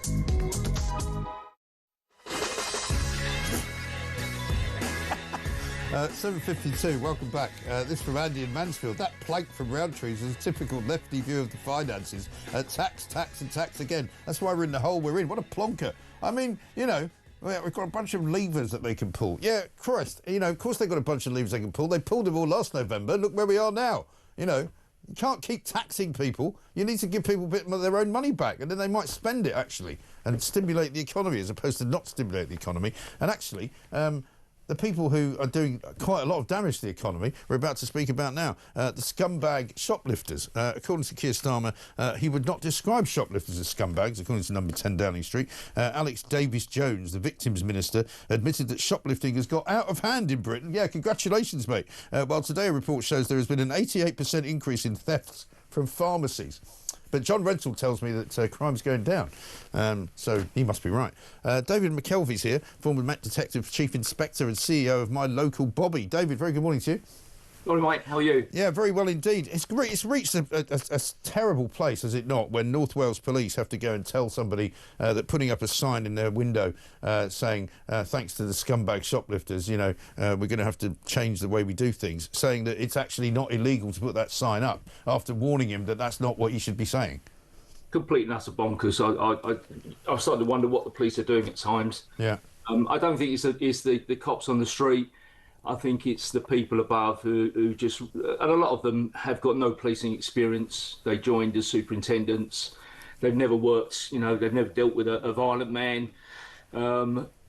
and generally they just don't know what's going on, and they just follow this political rhetoric. Yeah. I mean, have you seen this other story today? I know we're talking about shoplifting right now, but this other story about the vigilantes on a tube train where a man got on the train, clearly mentally unwell, took his trousers down, dropped his trousers, and was kind of, you know, flashing around and shouting. And people got on the train and said to him, look, there are children on this train, do you mind, you know, behaving yourself? And eventually, of course, a ruckus occurred. There's a few punches thrown. He gets dragged off the train and put on the platform. And now the police are apparently looking to question the people who did the dragging of him off the train. Yeah, I've seen it. Yeah, I mean, you don't know the context of the whole thing. You know, they talked about children being on the train, etc. You know, the police do need to investigate it, but you know, it's. Yeah, but they're giving the impression that they're looking for these vigilantes as if they're the bad guys. Well, the problem is, Mike, as you well know, is that you call police, they don't turn up. We've had, in the last 10 days, 4 incidents involving suspects on electric bikes who have attacked our staff in one particular area, all carrying zombie knives and hammers. On 4 occasions, we've called police, and on 4 occasions, they didn't turn up. And they don't report them as crimes either. So the official statistics that are put about crime are just complete and utter rubbish and nonsense. No, I know. It is mad, isn't it? Because, you know, there are those people now who walk around, particularly on the left, who tell us that, you know, oh, life is a lot better now in Britain than it used to be. You know, crime is down. And statistics show that nobody's reporting it as much as they were. Well, that's a reason for that, because a lot of people don't bother reporting it because they know nothing will happen. Absolutely. I mean, Mike, I got robbed yesterday. I was walking at the back of Oxford Street on my phone, and some pleasant chap dressed in black on an electric bike tried to snatch it out of my hand. That's me. Did he get it, or did you manage to hold on to it? I managed to hold on to it just about, but that's me with 30 years experience, very, very aware, and comes along on the pavement and tries to snatch your phone. That's in broad daylight. Yeah. Hundreds of people around. That's what's going on in London. It's utterly lawless at the moment. Yeah, it really is. And if that, I mean, it happened to me last September. You know, I'm like you. I'm forever telling my kids what to, you know, what not to do. You know, don't get your phone out. Make sure you're in a doorway or something like that. I, for a split second, broke my own rule because I was standing at a bus stop, took the phone out to check when the bus was coming, and this guy literally came from nowhere and snatched it out of my hand without even touching my hand. It was that clever. Yeah, exactly. And this isn't difficult. You know, this is policing. This is basic policing. You know, this is all about stop and search. These people are dressed all in black with balaclavas on, riding electric bikes. You know, you would think that as soon as you see one of those, the police officer is going to stop them, pull them over. Yeah.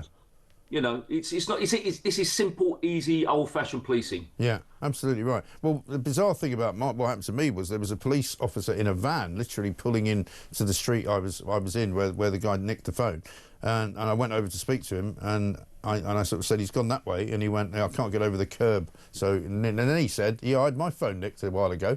And he said, I'm really sorry to hear it. He said, your best thing to do is to report it online. I said, well, I can't tell you that I've been robbed. He's like, no, it's best to do it online. And you just think, well, what's the point of the police in that case?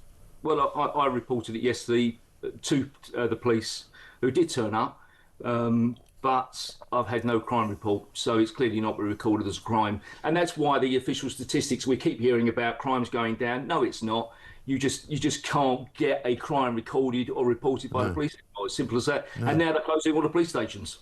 Yeah, I know. Absolutely incredible. And Sadiq Khan doesn't even bother turning up to a session at the Mayor of London's questions when people want to ask him about it. David, good to talk to you. Thanks very much indeed. David McKelvey, former Detective Chief Inspector, CEO of My Local Bobby. Even he was the victim of crime yesterday. Luckily, they didn't get his phone, but they tried. Morning, Mike, says Dan in Leek in Staffordshire. Where do you find these guests? I'm a lot worse off this time than this time last year, as I had to take a pay cut and go down to minimum wage to keep my job. So how am I better off? I'm not. Yeah, absolutely right. Morning, Mike. How do you become the lead analyst for the Joseph Rowntree Foundation and apparently have no idea what you're talking about? What a plank, says Vincent in North Yorkshire. Mike, where did you get the clueless boy from? He has absolutely no clue. Only way to stimulate the economy is tax cuts. It's that simple. People will spend more when they have more, says Adrian, who's in Thailand. Well, anybody knows that, don't they? It's sort of economics 101. Andrew says, that guy Sam, I think his name was, listening to his knowledge on economics, I have to assume it's Rachel's son. fixing the foundations. Mike, we are doomed when Sam Timms is advocating giving more money to the unemployed to boost the economy. Absolute numpty, says Steve in Malvern. I can't disagree with any of those comments, you know. Occasionally we get people on, you can't quite believe it, can you? And you think, are you actually living in the real world? Or are you just in some kind of weird bubble where they let you out every now and again to face the actual real people of the country? What an absolute load of old tosh. Never heard anything like it. Anyway, we'll play some more of the nonsensical crap that comes out of the Home Office. Martin Hewitt, Duncan Capps, Kendall Barnett, Phil Douglas, Rob Jones, Victoria Pullen. Your guys took one hell of a beating because 50,000 now is the number. Number of migrants in. Number out, 0. 50,000 in, none out. Sarah Poachin's coming next. They don't know what the they're doing. You understand that?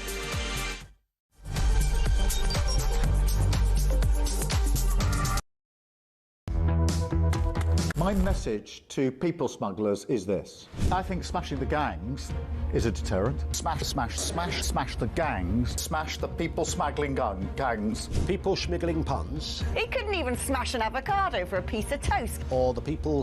What would that... The people... I think smashing the gangs is a deterrent. Well, it might be if you smashed any, if you found any. The people smash... The smash... And he hasn't smashed anything.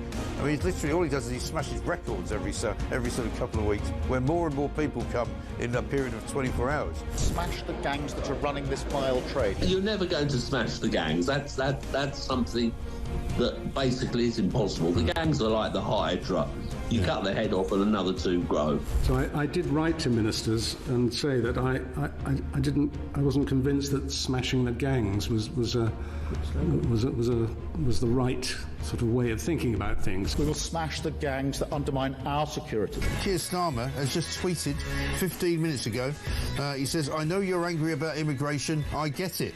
We will smash the people smuggling gangs at source. Maybe I'll just read it all in his accent, shall I? There is no return to freedom of movement. We have left the EU.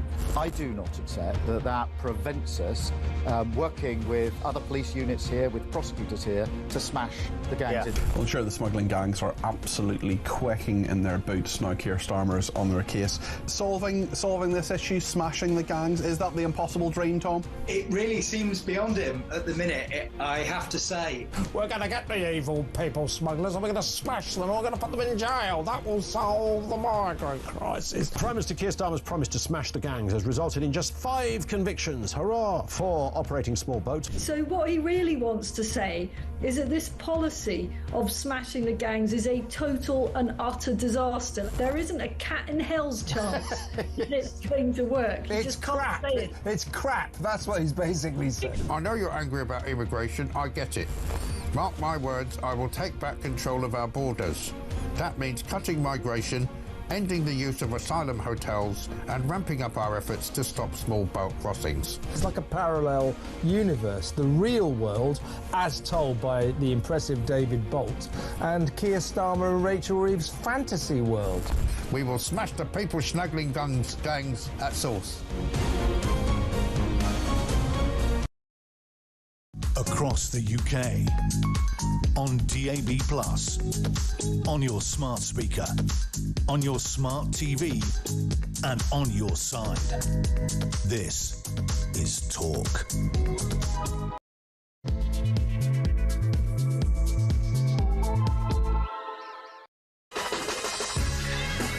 Welcome back to Morning Glory. It's 3 minutes past 8. I'm Mike Graham.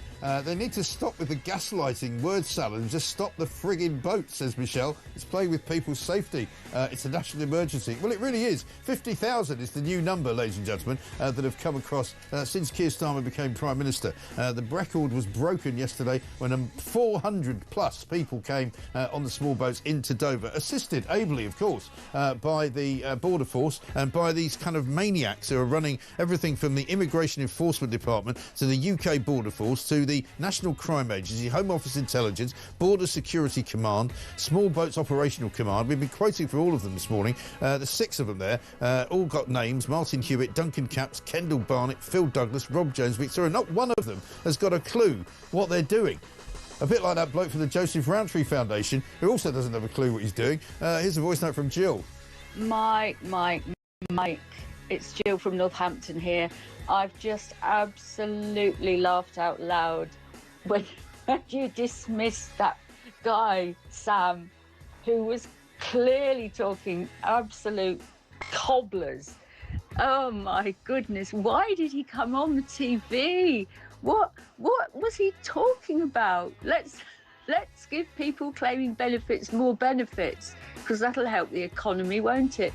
Oh my good grief, if that's what people believe, oh, there's no hope. There is no hope. These are the same people who are in government as well, right? These are the people who advise the government, these left-wing economists who think that the answer to everything is to give people more free money.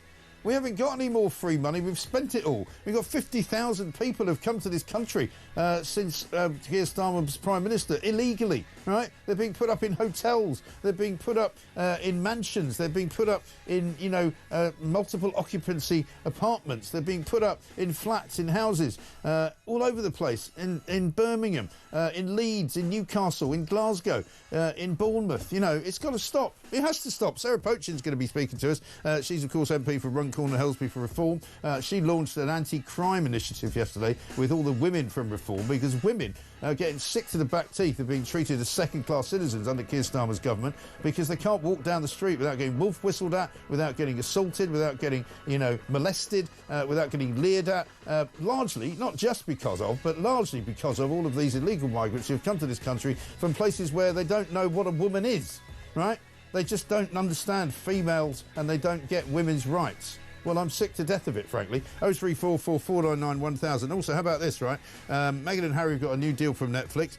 Peter Kyle says people should use fat jabs to get beach ready. He's in the government. And also, Keir Starmer won't call shoplifters scumbags. And here's another one. This will surprise you. Delete your emails to save water. Who knew? 5 minutes past 8. This is Morning Glory.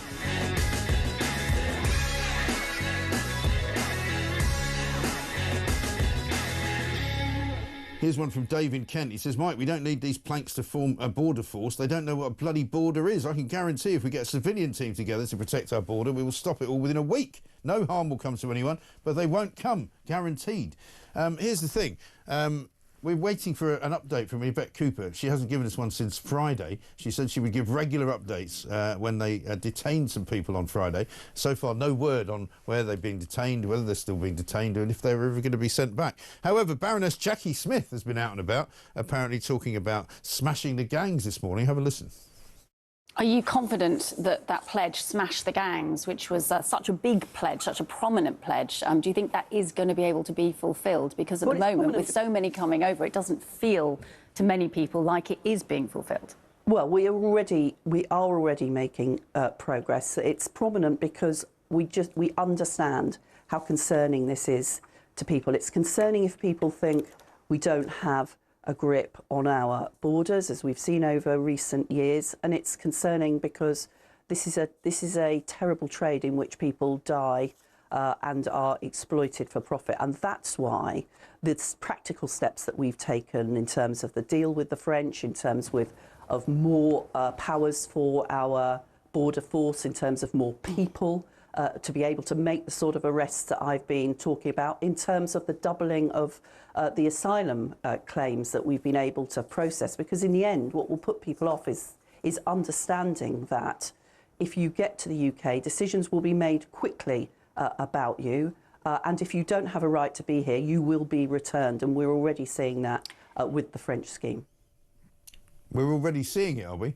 Oh, that's news to me. I didn't realise we'd returned anyone. Oh, breaking news from Jackie Smith. They haven't returned anyone. That's absolute cobblers. Rubbish, right? We were joking, actually, just before the news there, here at the world headquarters of Common Sense. I wonder what Keir Starmer will tweet about today with his first tweet. And believe it or not, he's just tweeted.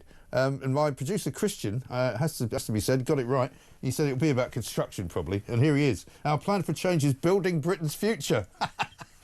He goes, technical excellent colleges will train the next generation of construction workers, investing in homegrown talent rather than relying on foreign labour to build the homes, infrastructure and services our country needs. Apparently Keir Starmer now hates foreigners. He used to love them. Let's talk to Sarah Pochin, MP for Runcorn and Helsby with Reform. Sarah, very good morning to you. Morning, Mike. Thanks as always for inviting me on the show. Not at all. We're having a good time this morning because, you know, it's all you can do really, isn't it? 50,000 people have come here now under Keir Starmer's smashing the gangs policy. He's clearly not only not smashing the gangs, but it's getting worse by the minute. It's getting worse every day, and when I watched those pictures, the images that you were showing just now, how upsetting is it now? It's utterly out of control. Look, these are young, military-aged men, and look at them, and they are all, to me, look about 18 to 30, that sort of age. There's no women and children in these groups. They're coming to our shores. They are being housed, they're being clothed, they're being fed. And they are working and then working in the black economy and then eventually being dispersed into our communities.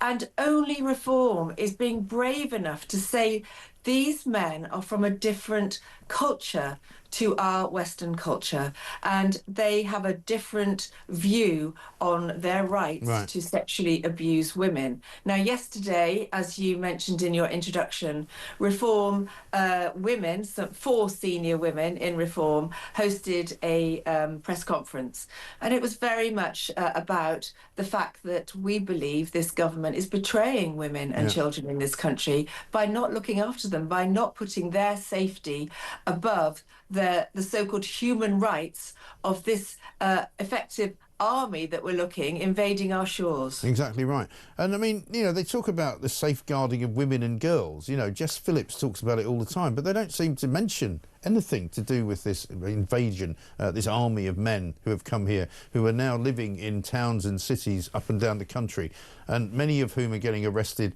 and getting charged with sexual offences against women. They have a completely different view of their right.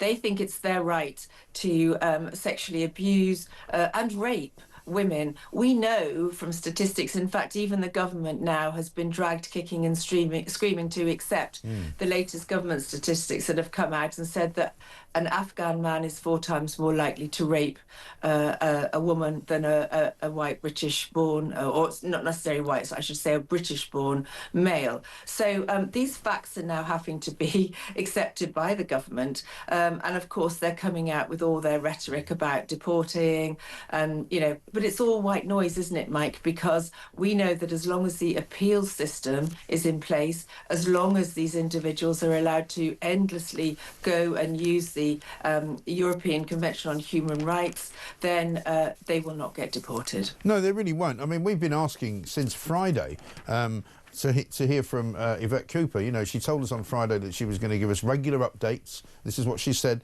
publicly, because they supposedly detained the first people coming into this country illegally. They didn't tell us where they were going to detain them. They didn't say how many of the people they were detaining, and they didn't say how long they were going to detain them for before they sent them back to France. I don't think they've done anything of the sort. But they haven't, and exactly, she won't come on your show, will she? But no. She won't come on any show because they don't have those answers. They haven't thought through any of this. They are literally starting to sound. I feel like when I speak, the next day suddenly Labour are saying what we're saying because they realise that we understand the mood now of the British people. They're talking about deporting the foreign national offenders from our prisons to make room. They're talking about anybody that shouldn't be here has to go back. Well, look, anybody that comes to our shores in the way that we've been watching there, on boats, not small boats, on very large boats, full of, 70, 80 young men, they need to be deported, taken off the beaches, never set foot in this country. And because they tried to get in illegally, they will never, ever be allowed in again. So this is one problem. But not only that, Mike, when it comes back to the issue of safety for our women and girls, look, the Labour government have released early 26,000 criminals who are now serving less time in jails in order to make prison spaces available. But I can tell you from my 20 years in the courts that the length of sentence that those men will have, I shouldn't have said men, some might be women, but generally speaking it'll be men that have been released. Some of those will be domestic violence perpetrators. Again, in a different way, this government is putting the safety of women at risk, It because is. those domestic violence offenders will offend again. We know they will. Yeah, I mean, that number of people being released from prison is absolutely shocking, isn't it? Many of them, as you say, having spent or having been sentenced to some for some very serious crimes, over 10 years in prison, over 14 years in prison. I mean, you don't get sent to prison for that length of time unless you've done something pretty awful. Exactly, and absolutely. So we've also got in there, you know, what's happening to the sort of foreign national offenders. Like I say, they're going to empty them out. But look, you know, it's not going to happen, and we need to get tough because countries will say, no, we don't want our murderers and our rapists back. Well, you know what? Let's do something. Let's force them to. I'm not suggesting that we start a tariff war like Donald Trump has, but the fact is, he's giving countries little choice. Yeah. You take back your criminals, or we will sanction you in some way. Well, I'm afraid, Mike, we are now at a crisis point in this country. We're at a crisis point of national security, and we need to start getting really tough. But I can guarantee that this government will not do that. We're talking about, getting back to the issue that we talked about yesterday at the press conference, we're talking about alleged rapes by migrants of an 8-year-old girl, a 12-year-old girl. No wonder, this is what's happening now, no wonder groups of responsible British men are actually forming their own sort of guardian angel style street patrols to look after their daughters, their girlfriends, their wives on a, in the evening, possibly, you know, on a Saturday night. I mean, they're doing it in Bedford, for example. The businessman funding them there. This is going to start springing up around the country. Now, the problem is, because it's such an very, very emotive subject, people are talking about the protection of their daughters, that this potentially will, it's like a tinderbox, isn't it, Mike? It is. Absolutely right. I mean, The Sun have got a headline which is quite staggering. 1 every 11 minutes. You know, that's the rate at which these people are coming into this country. Which, even as you and I are speaking, you know, we did a story last week where at 7 a.m. Over in Calais, it's a bit like sort of rush hour for dinghies. You know, they just all pull up, loads of people pile on, about 3 or 4 then leave the shore. They come here. There'll be another probably 300 or 400 arriving today. You know, pretty soon we'll be getting up to 60,000, then 70,000. It's totally unsustainable. And Meanwhile, we hear these stories about, you know, they've got illegal migrants offering discounts on ice skating in Oxford. Up in somewhere like in Dudley in the West Midlands, they can get free pickleball. They can get 4-day advance booking for selected activities. They can even get half-price tickets for Alan Carr and John Richardson and Russell Howard in a local comedy theatre. What an absolute kick in the teeth to hard-working British people who do not have the money in their pockets to go and do those sort of activities. I mean, pickleball and go and see, you know, comedians or whatever. What on earth are we doing? But not only is it a kick in the teeth for hard-working people, let's not forget who's paying for that. It's the taxpayers of this country. So it's like a double kick in the teeth for you know, people like you and me and everyone else that works, my constituency that work hard, go out, and yet here we are watching them get everything for nothing. Why, Mike, are they not being held in, I don't know, look, reform wouldn't hold them at all, as you know, in this country. But the fact that this is happening, why is this government not putting them into ex-military bases look, in America, they treat them very harshly, don't they? I think they even put them in sort of like great big cages with bunk beds. You know, the fact is when we have got to stop the pull factor, because you mentioned the way the boats line up like buses on the beach in Calais. But the point is that's organised crime, and you cannot stop that because you stop one gang and another one springs up. What you can stop is the pull factor into this country. Why are they being housed in hotels? Why are they being clothed? Why are they being given money and free pickleball or cinema tickets or whatever it might be? We have to stop the pull factor. We are a laughing stock. We are being looked at by the rest of Europe and, in fact, the rest of the world as such a soft touch. That's why people are leaving safe countries like France to come to England. Yeah, it is absolutely and utterly ridiculous how bad it's got. I mean, the Tories were bad enough, but it just seems to have got so much worse in the past year. And it's up 50% from what it was. Kerry Badenoch's in the papers this morning saying she would put them in asylum seeker camps, you know. But again, the Tories had a chance to do that and they never did it. Exactly, and Kemi is the same as Keir Starmer. They listen to what Reform are saying. They know that we can read the mood of the people, and they know that we will say things that they won't. And then eventually they start to pick up our messages. And of course, as they are the official party of opposition, then they will get on they'll get the headlines. But the fact is, I read Kemi's headlines and think, well, I said that. I said that last week. Yeah. And so they're listening to us. We are the real party of opposition. We're the only party that is representing the views of the people, the British people. The fact is, the British people feel betrayed on every level, whether it's to do with the safety of women and girls and possibly young boys as well. I'm sure they're not immune to some of these awful grooming gang things that go on. And let's not forget that these houses of multiple occupancy that I talk a lot about out in the community, once these migrants are in those sort of places, then they then become often, like I say, sucked into a world of crime.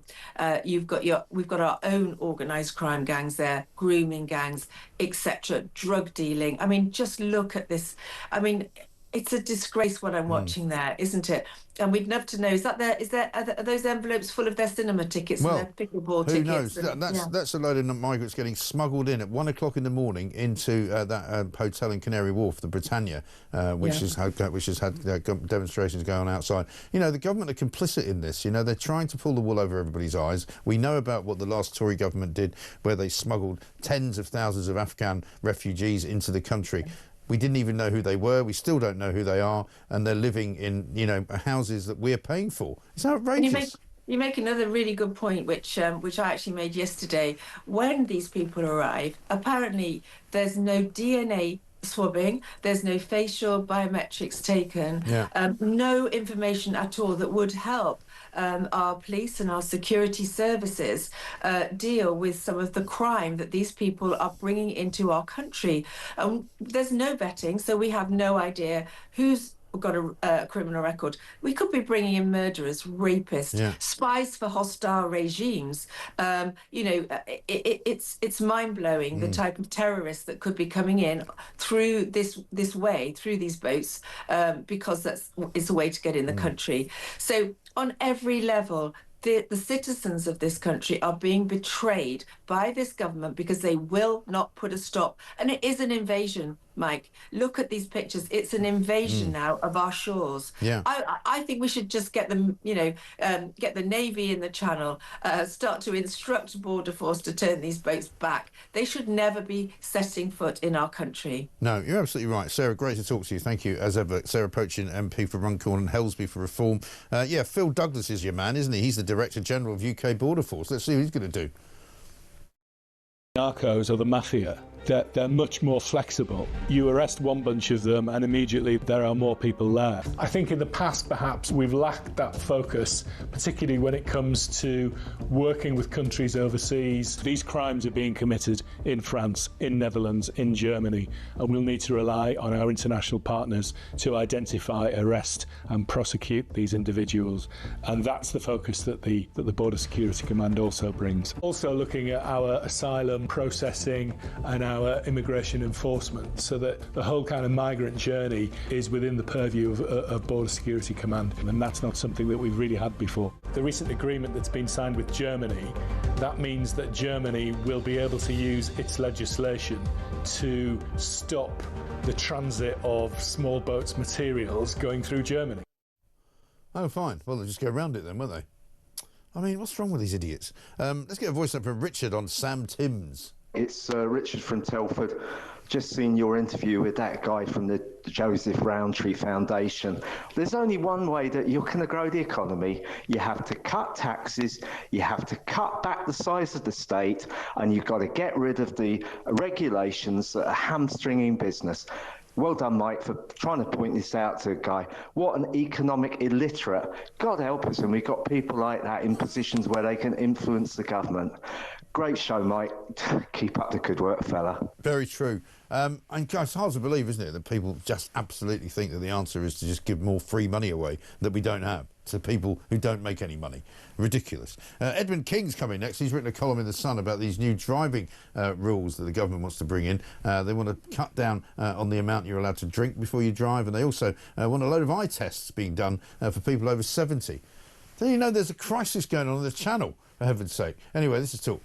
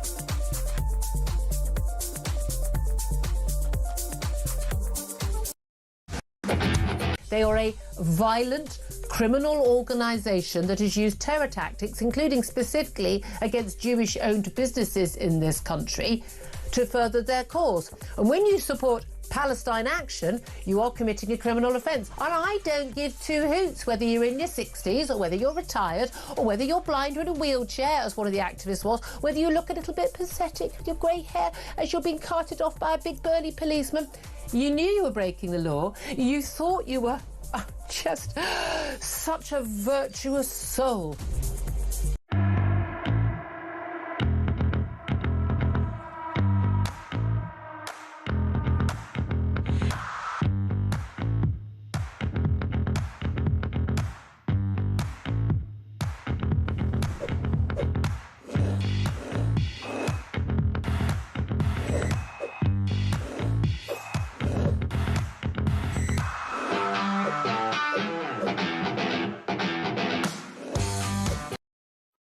Across the UK, on DAB+, on your smart speaker, on your smart TV, and on your side. This is Talk. Welcome back to Morning Glory. I'm Mike Graham with you until 10 o'clock. It's 26 minutes past 8 and we have got plenty to talk about. These border people represent layer upon layer of bureaucracy, says Laura. Jobs worth fixated on process rather than results, lost in thickets of verbal BS. Sean from Bridlington, all these government officials just spout managerial gobbledygook garbage. They speak a lot and say absolutely nothing. Sack the lot of them, he says. Absolutely right. We'll come back to that subject a little bit later on, because right now we're going to move to the subject of driving. Edmund King is here, president of the AA. He's got a column in The Sun today in which he talks about the new rules coming in thanks to this government. Motoring shake-up, which means over 70s are going to be given more eye tests, and also there's going to be a reduction in the amount of alcohol you're allowed to have in your bloodstream while driving. Edmund, a very good morning to you. Morning, Mike. You make a good point in your piece today that it's not really people over 70 who are the problem, it's perhaps those under 20 who are the new drivers. Well, indeed. I mean, a road safety strategy is long overdue, but it's a bit of a weird way to launch it. You know, in an article in the Times, it came out rather than directly from the government. Right. But hey, that's where we are. I mean, road deaths in the UK are at 1,633 a year. That's almost 5 a day. So this is a big issue. And over the last decade, Mike, that has kind of plateaued. It's stayed at about those levels. Prior to that, we saw it falling almost every year, you know, with things like airbags, ABS brakes, safer cars, etc. And prior to that, breathalyzers and seatbelts. So something needs to be done. But yeah, the headline here is the compulsory eyesight tests for those over 70. Now, obviously, every driver needs to be able to see, and currently the only compulsory test is when you're about to take your driving test, you have to read a license plate from 20 meters. So currently that's all you have to do.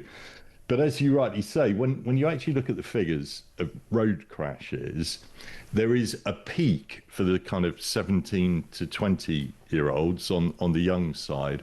And then for older drivers, it's not actually at 70. At 70, drivers are as safe, say, as at 30. It's more at 80, and then at 85, it does peak. And those at 85, they're much more fragile. If they have a crash, it's more likely, you know, to be a serious injury. So government have said compulsory eye test at 70. I mean, really though, Mike, everyone should opt to have a eye test of their own fruition every 3 years or so, because obviously you want to be able to see, and eye tests do pick up some other health issues. It's just whether it should be mandated at 70 or perhaps an older age. Right. Because at the moment, am I right in thinking, is it 75 you're supposed to take another test? No, it's not another test. You self-declare at 70. So you fill in a self-declaration form that says, I'm fit to drive, my eyesight is decent. And then every 3 years, if you like, it's another self-declaration.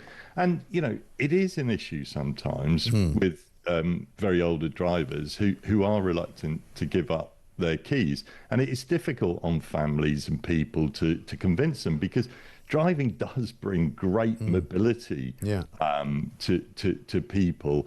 And when they don't have that mobility, they're not seeing their friends, they're not seeing their family, and it can have an effect actually on them.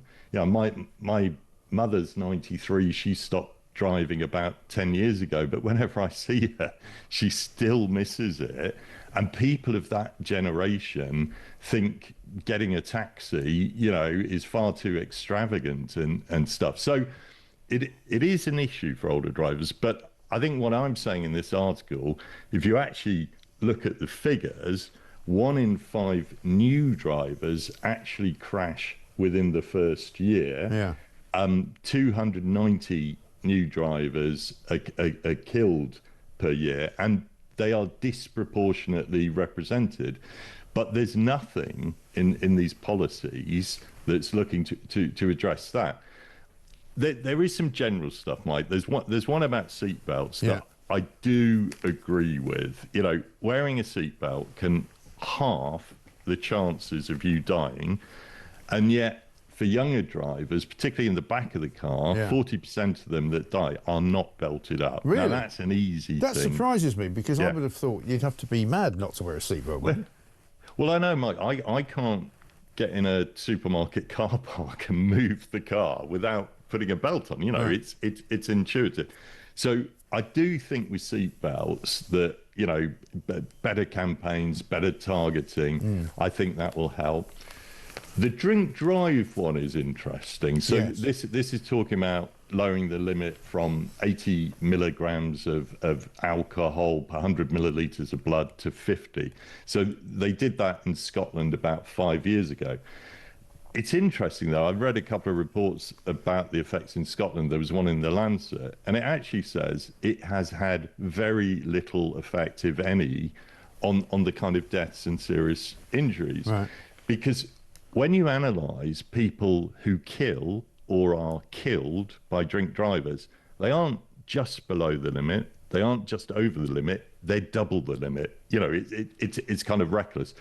So even with any changes there and all of these kind of strategies, what you really need is cops in cars. If you haven't got cops in cars, you won't deter the drink drivers. You know, cameras might stop people speeding, but cops in cars can stop the reckless drivers. And there's been a 20% reduction in traffic police over the last decade, and yet traffic police are really important. They're not just for road safety. If you think of Peter Sutcliffe, the Yorkshire Ripper, he was actually caught by someone on traffic duty who checked his registration. And some of the most serious criminals are the most dangerous drivers. And there was a report from the Home Office, a while ago that actually showed that. So if you stop a really dangerous driver, there is a likelihood that they might have been involved in a burglary or a rape, etc. So traffic policing is really essential for road safety. But you've said in the piece today that basically the reduction in the alcohol limit or the amount of alcohol per unit of blood actually hasn't made much difference in Scotland. No, it hasn't made much difference because basically it hasn't been enforced. There aren't enough police out there to target. It's like anything you talk about with crime. If there are offenders, and with drink driving, it normally is offenders and re-offenders, but the police need to target them. But with a reduction in traffic police, that won't happen. Right. Interesting stuff. So, I mean, is this going to cost us any more money? Because, I mean, that's always the next question is, all these tests and things that are going to be done. Actually, on the eye test, it is interesting because for over 60s, the current eye test, so if you go to an optician, it is actually free. Now, what we don't know, Mike, is the eye test that the government are talking about. Is it like a full optician's eye test? Yeah. Or is it something simpler, like you have when you take your driving test, reading a number plate? And there's no detail on that, but it shouldn't really cost. But, I think it's right that road safety is being addressed, with almost 5 people a day killed on the roads. If that was happening on the railways or on aeroplanes, there would be a public inquiry, there would be a public outcry. So, this is a serious issue that does affect everyone. And yes, we have some of the safest roads in the world, which is great, but still with 1,633 killed each year, there is more that we can do. Yeah, absolutely. Things like seat belts. The drug driving is interesting as well. That's increased. Yeah, that's a problem, isn't it? Yeah, and what they're saying currently, the police have a drug swipe, which is quite effective for things like cannabis, cocaine, whatever. It's a saliva swipe. But currently, if that's positive, they still have to take the person to the police station, do blood tests, etc. So one of the proposals is to make those drug swipes evidential at the roadside. So basically, if you are over a limit on those swipes, then you are done for drug driving. And the penalties for drunk driving, are the same as drink driving. You will get a 12-month ban, big fine, etc. So I think that would be a step in the right direction. But again, you need the police to enforce it. Sure. Edmund King, great to talk to you. Thank you very much indeed, President of the AA. Got a column in The Sun today about more tests for drivers, and that's exactly what we're going to talk about on the Sun Letters page. Letters from The Sun, the page where you tell Britain what to think. For more, visit thesun.co.uk. And testing all drivers is exactly what they're talking about. Peter in Barnsley says people aged over 70 may have to take an eye test every 3 years if they wish to continue driving after motorists' failing vision caused 4 deaths. Surely the government should be considering this for all ages, he says. The elderly people I know go for regular eye tests, but often younger people don't realise their eyesight is getting worse because it happens slowly. And Charles says, so the government plans to ban people from over 70 from driving if they fail the eyesight test. I would suggest that anyone failing this vital examination should be banned from driving. Yeah, probably true. Derek says, I agree that there should be a compulsory eye test for the over 70s. Everybody already has to renew their licence every 10 years to update the photo card, so why not have a compulsory eye test for everyone at this time? Eyesight does not suddenly fail at 70, it can occur at any time. Yeah, well, you'd like to think if people have got bad eyesight, they are getting their eyes tested at the opticians, because you go and have an eye test before you get glasses or contact lenses or something. But, I guess some people are in denial. It's 8:37. This from Paul in Thetford. Mike, excellent show as always. Kieran Co. are waiting for the weather to turn, and then the boat numbers will reduce and they will claim success with their smashing the boats, etc. We need a new government, actually, to do something. It's time for an election, surely. Yeah, if only there could be one, Paul. That would be great. We would like that. Let's get a voice note from Colin. Morning, Mike. Colin here from Somerset. It's an absolutely beautiful morning down here. Do wake up now hoping it's very windy and very wet, so boats can't come over the channel, which is, I know we're always talking about the weather in Britain, but that's really going the wrong way. What the government should do, I think, or an idea, is instead of spending billion pounds giving away to Chagos, use that money, build internment centres on Chagos, keep their British citizenship, and we would save a shed load of money. Thanks, Mike. Great show. Yeah, Colin, very good idea. That's a great idea, isn't it? You know, tell Chagos, right? All right, you want to, you know, take control of our island. We're going to give you a bunch of migrants, and you can lock them up there as well. And then that way, even if we have to pay them money to do it, it'd still be cheaper than having them here, wouldn't it? 8:38.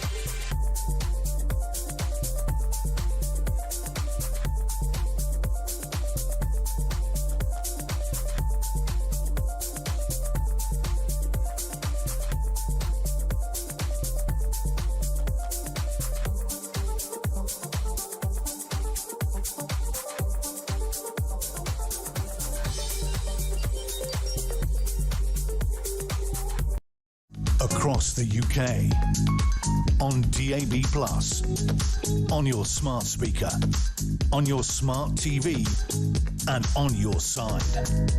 This is Talk.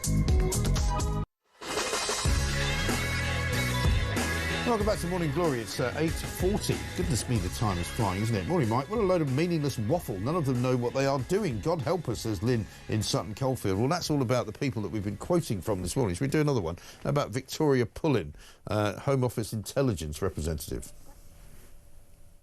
So it's taking border security and bringing together all the different factions across our system that work on border security issues. It's that strategic mind. So we're working towards a single set of goals and objectives. Very pleased to say, even though it's still relatively early days, we've seen seizures of goods and we've also seen the arrest of prominent criminals. There's no kind of measurement of anything there, is there? It's all just waffle. You know, here's what we're planning to do. Here's a bunch of things we've set up. Here's some cooperative agreements that we've made with various different countries and people. But in the end, it all amounts to the square root of nothing, because not one, not any people have been sent back, you know. They boast that they've sent 35,000 people back. They did that last November, and most of those people were volunteers. So they really haven't started sending anybody back. And what we now know is that 50,000 plus have now reached our shores in the year since Keir Starmer became Prime Minister. What an absolute triumph. Let's talk to Maria Coalfield, former Conservative MP, now a nurse once more, because one of the other problems Keir Starmer's got this week is that, you remember, he was going to revamp the NHS. He was going to get rid of NHS England. He was going to lay off a load of people and create more money for those who are at the sharp end of the clinicians sort of side of things, and get rid of a load of the managers. It turns out, though, that they never budgeted for it. And the £1 billion that it was going to cost to make people redundant, they don't have. So now they're not going to be able to do it. So I'm afraid it's just another damp squib. Maria, very good morning to you. Good morning, Mike. It's hard to consider how ridiculous this story is, right? Because if you are going to embark on a reform of the NHS, which I think everybody thought was a good idea, and NHS England clearly needed a bit of a clear out, also a good idea, surely to heavens at some point or other in the management of the thing, you would say, well, how are we going to pay for this? We have to make people redundant, we have to pay them off. It's going to be £1 billion. Surely you must have thought you'd need to have the money before you even suggested it. Yeah, but it's basic stuff, really. And on top of the £350 million, the 22% pay increase for resident doctors' costs, this government's actually costing the NHS money rather than providing money for frontline services. But there is no need for it to cost this much. You know, basic things like most of those managers are on high wages, so their redundancy bill will be higher than, say, if you made doctors or nurses redundant. So that should be pretty obvious from the start. But actually, a lot of those managers will move over into the Department of Health or into other NHS organisations. You know, that's what's happened in the past. They all kind of rotate through the system.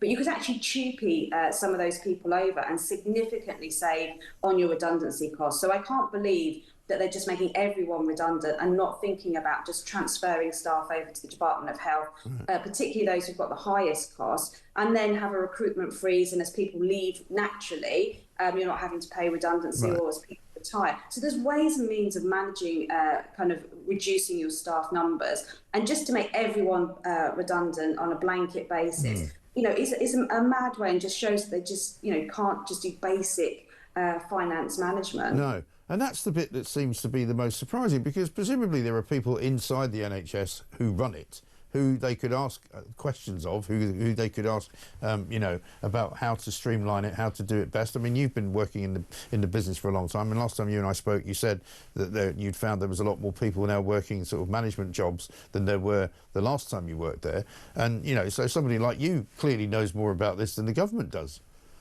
Yeah, but also I think, you know, you touched on it in your introduction on this, is there's fundamental reform that needs to happen to the structure of the NHS. Yeah. You know, we talk about a national health service. It's not a national health service. There's, you know, independent groups that provide services for the NHS. GPs, for example, are private businesses that provide a service for the NHS, as are pharmacists, as are dentists. And so if a minister or a government wants to make changes to those, they have no power to. They can give them more money, but then it's up to them if they do or do not provide those services. Right. And that's the fundamental kind of fly in the ointment. You can't make radical changes if you don't have the power to be able to make sure it happens. Right. A good example of this is we spend £3 billion a year on dentistry in this country, and yet no one can get to see a dentist. And that's because that money is not ring-fenced. I used to lobby Number 10 for this all the time. And what happens is that money goes into our local systems called ICBs.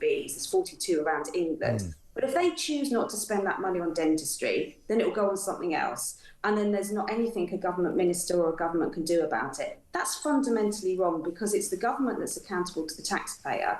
And so we should be having those levers to be able to influence where money is and isn't spent. So you've got, one, the incompetence of just making everyone redundant and wasting money, quite frankly. But then two, not having the levers of power to be able to direct money where you want it to go for taxpayers. And until that happens, you're not really going to get fundamental change in the NHS. No. So really, since they've been in charge, nothing's actually changed at all, by the sounds of it.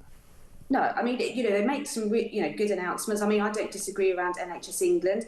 They also don't have the power to enforce change in NHS trusts or GPs or ICBs. So I don't disagree with what they're doing with NHS England, but it's just basic management stuff to just make everyone redundant on high salaries. You know, that's pretty obvious that's going to cost you a lot of money, and it's quite frankly surprising it's nearly taken them a year to work that out. Yeah, it is surprising, but nothing surprises me about this lot, I have to say. Maria Caulfield, thank you very much indeed. Nurse and former Conservative MP, basically saying, look, you can't just willy-nilly fire loads of people without any kind of plan as to how you're going to pay for it. Of course you're going to need the money.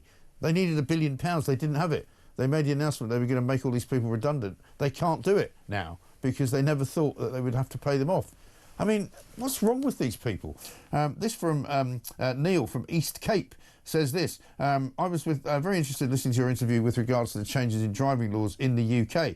The person you interviewed is absolutely right. If you do not put more traffic police out on the roads, it's pointless in changing the laws. Nobody will actually be caught, as is the case in Scotland. I was a police road patrol officer in the Greater Manchester Police in the 80s and 90s. We had over 70 motorcycles and 5 dedicated traffic units covering the whole force area. Apart from enforcing road traffic law, we were also involved in numerous other crime prevention duties. Just by being in the area on a signed police car or a motorcycle, you never knew what crime you actually prevented. The last time I was in Manchester, I think I saw 1 police motorcyclist. Have a great day. Yeah, you don't see them very often, do you? I mean, this is the thing. I mean, I see them from time to time in London, 4 in a row sometimes, riding in sort of, you know, in parallel, in some kind of formation, because they're obviously practising for something. But you don't see just generally a police officer on a motorcycle very much anymore, do you? Let's get a voice note from Emily.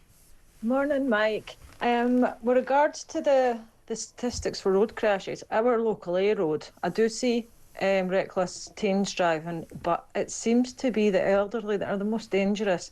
They drive at 25 miles per hour in a 60 limit. They constantly brake needlessly for no reason. And yeah, and I think that causes frustration, that causes people to overtake, which is then dangerous in itself. So yeah, I'm not sure it's that clear cut. Enjoying the show. Emily, good to hear from you. Thank you very much indeed. One from Craig, who says, in Spain, when you renew your driving licence, you have to get not just an eye test, but a basic medical. They check your heart, your blood pressure, etc. I think it was about €70. I had no idea. I've driven in Spain plenty of times. Haven't really noticed. Paul says, this morning, Mike, 5 road deaths a day. Given the number of vehicles we have on our roads, I personally don't think that figure is as shocking as others are making out. Yes, any death is tragic. The bottom line is, if they want to eliminate all road deaths, then simply ban all cars and lorries, but that would be mad. Well, you know, there are some people I bet would love that. Sadiq Khan's one of them. Ban all cars and lorries and just have buses and taxis and Ubers and cyclists. They would absolutely love that. They would go nuts for that. But we're not going to do it.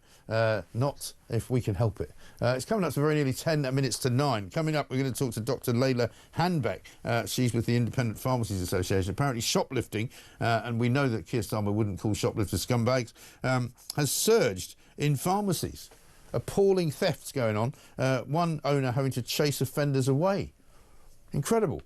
Just lawless Britain, that's what we're dealing with. Coming up next.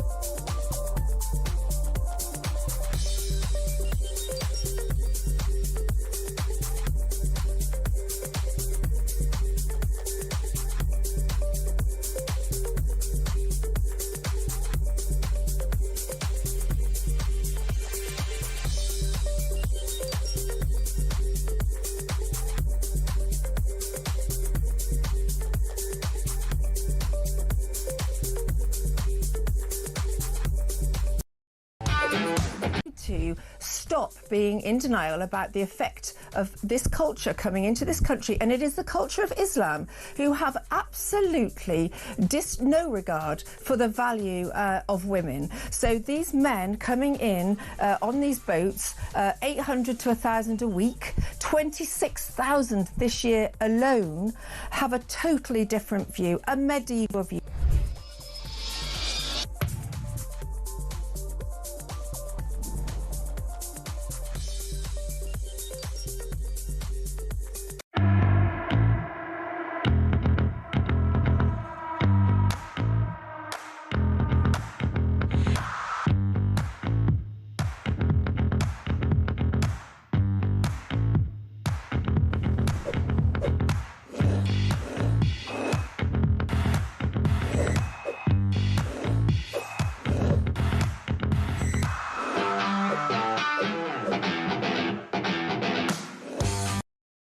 Across the UK, on DAB+, on your smart speaker, on your smart TV, and on your side. This is Talk.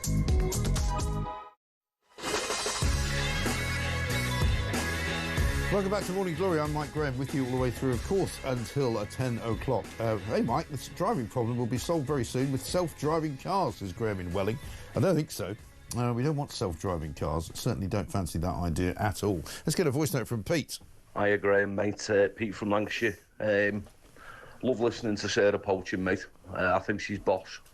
Do you know what, Graham? Like, these migrants in hotels and that, why are they even allowed out? Why is Serco allowing them out? They're illegal. They're criminals, really, until proven. So they shouldn't even be leaving the hotels to put people on the streets of, you know, local hotels. They just shouldn't even be allowed out. Anyway, mate, same old, mate, innit?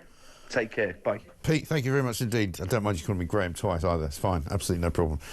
He's right. You know, they shouldn't be allowed out. They shouldn't be wandering about. You know, there's a huge shoplifting epidemic in this country. Nobody knows who's doing it, but somebody's doing it, and they're doing it a lot in the pharmacy business. And let's talk now to Dr. Layla Handbeck. She's CEO of the Independent Pharmacies Association. Dr. Layla, very good morning. Good morning. Nice to talk to you. What is going on in the pharmacies of this country? Who's stealing and what are they stealing? Well, we see around 1.6 million people walking through pharmacies on a daily basis. And in the vast majority of cases, it's all very fine. Right. But unfortunately, we've seen a rise in shoplifting and theft in pharmacies and also aggressive behaviours, which is really very unfair because our pharmacists are right at the front line, making sure that care is delivered to patients. So this sort of behaviours are absolutely awful. Yeah, it really is. What sorts of things are they stealing? Well, they steal anything. They steal products, they steal medications, and they shout abuse at staff, they throw things.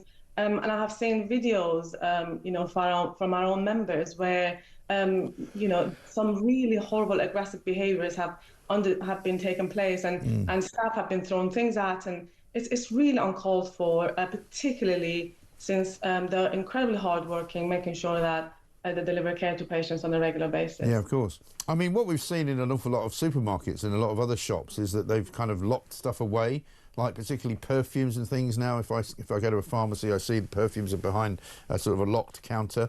I guess you have to do the same with like, you know, prescription type medications. Are you going to find that you're going to have to start doing that with lots of other things as well? Well, yeah, of course, but it's not just about people picking things on the shelf. They literally threaten the staff in terms of threaten to get things, which is terrible. And when police are called, unfortunately, not much gets done, and so the offenders come back again. So a slap on the wrist really is not going to cut it. So we need to ensure that something is done about this matter. Sure. And at the moment, say the police, do they turn up at least? That's something, because they don't always turn up for shoplifting problems. Well, they don't always turn up, but when they turn up, there is a slap on the wrist and the offender comes back again and does the same thing again. Right. Well, there's got to be some more serious repercussions for doing things like that. And, you know, a lot of pharmacies, they're already on their knees when it comes to financials, and they have to spend a lot of money to make sure that they put CCTVs in place so that they can show the police, you know, the evidence. And they've had to, in some cases, put guards in their pharmacies to protect staff. Right. This should not be the case, you know, in a normal environment where pharmacists should be focusing on delivering care to patients. Yeah, of course. And are you able to put a financial figure on how much it's costing the pharmacies? I don't know off the top of my head, but it's you can imagine putting CCTV systems in place, hiring guards, but it does you know, put a lot of burden on pharmacists, but also losing products and having staff who are fearful to come to work. Yeah, it's not good. Good to talk to you. Dr. Layla Handbeck, thank you very much indeed for letting us know, CEO of the Independent Pharmacies Association. Loads and loads of money going south with this kind of increase in not just shoplifting, but violent sort of behaviour from people running into shops and ordering people just to hand over stuff because they can, because they don't fear the police. Shocking, really. Kevin's in North Yorkshire. Hi, Kevin. Hello there. Yeah, I just wanted to say initially congratulate her on getting rid of that inhuman idiot from the Joseph Rowntree Foundation. I couldn't quite believe it. No, I couldn't either. I was incensed by it. That's why I had to ring in. It was unbelievable. The second thing I wanted to say was this issue about older people taking on the eye test. Yes. What gets me about this, it sickens me that every answer to everything is legislate. Yeah. And it really makes it into a police state. The issue I have with this is the reason there would be a slight spike in people over 70, I mean, or 80, 85 having accidents is that demographic is growing. Doesn't mean it's more dangerous. Yeah. It means that demographic has actually grown. And the issue, that the effect that will have on people is it massive? I mean, look at the retirement age at the moment. Yeah. Looking at 76, 77. Well, if people lose the licence at that age and they rely on driving for a job, which is the type of job that those people would need to have, it's going to have a massive impact on those people. You know, it's a let the government try and bring something in to make it look like they're doing something. Right. Would you rather they just left it alone then, Kevin? I would, yeah. If there was a huge spike in accidents over 80, I would agree. But there isn't. The demographic is growing, so you're going to have more. You're going to have more, but it doesn't mean those people are more dangerous on the road. No, I take your point. I think you're right. Kevin, good point. Thank you very much indeed. This from James in Yorkshire. Morning glory, Mike. He said, did I hear correctly? Did the border guy, Martin Hewitt, just say they were going to do something that gave, in his words, the best chance of success? What the fajitas? Wokester language from the usual suspects. Does Martin Hewitt have charge of the Royal Navy, whom we might consider useful? Well, I mean, the trouble is with all of these characters that we've got here, Martin Hewitt, Border Security Commander, Duncan Capp, Small Boats Operational Command, Phil Douglas, Director General UK Border Force, Victoria Pullin, Home Office Intelligence, Kendall Barnett, Immigration Enforcement. They're all sitting there making out that they know what they're doing, talking about the brief that they've got, talking about how they're working together, how they're putting a plan together. Meanwhile, 50,000 people have come to this country since Keir Starmer's been in charge, since he put all these bozos in their different situations, since he gave them all something to do. They have done literally nothing, and they've stopped nobody, and they've sent nobody back. So that's how successful they've been. Absolutely hopeless. Coming up in the next hour, Isabel Oakeshot's going to join us. She'll tell us what's going on in her neck of the woods. Also, Councillor Patrick Harley, leader of Dudley Council, where they're getting half-price pickleball sessions and comedy nights for the asylum seekers. Brilliant. Back after this.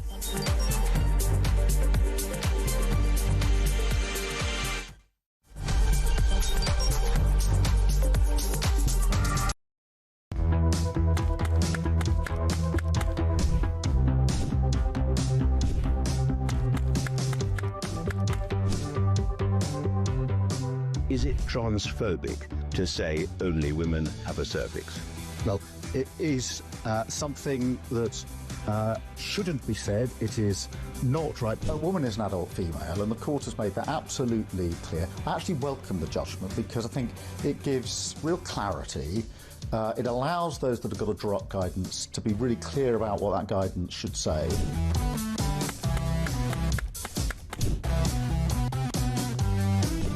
If you want to fight for Remain, vote Labour. Now, there are some who say we don't need Brexit to work. We need to reverse it. I couldn't disagree more.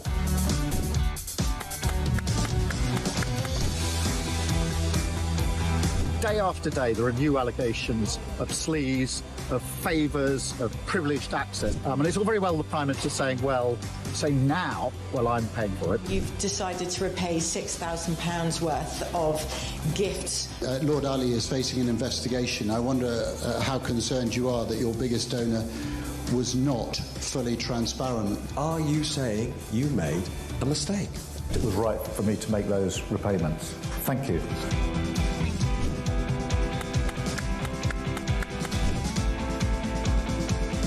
Of course, I wouldn't want Donald Trump round for dinner, but don't underestimate the danger to the world if Trump is re-elected this time around. I'm anti-Trump. I would like to send my warmest congratulations to President Trump on his inauguration as the 47th President of the United States.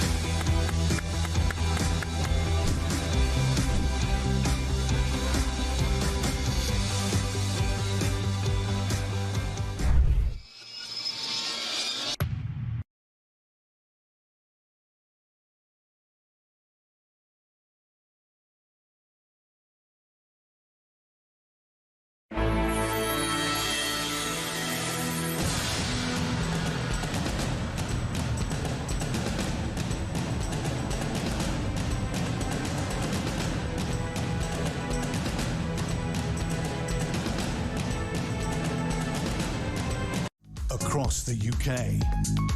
On DAB+, on your smart speaker, on your smart TV, and on your side. This is Talk.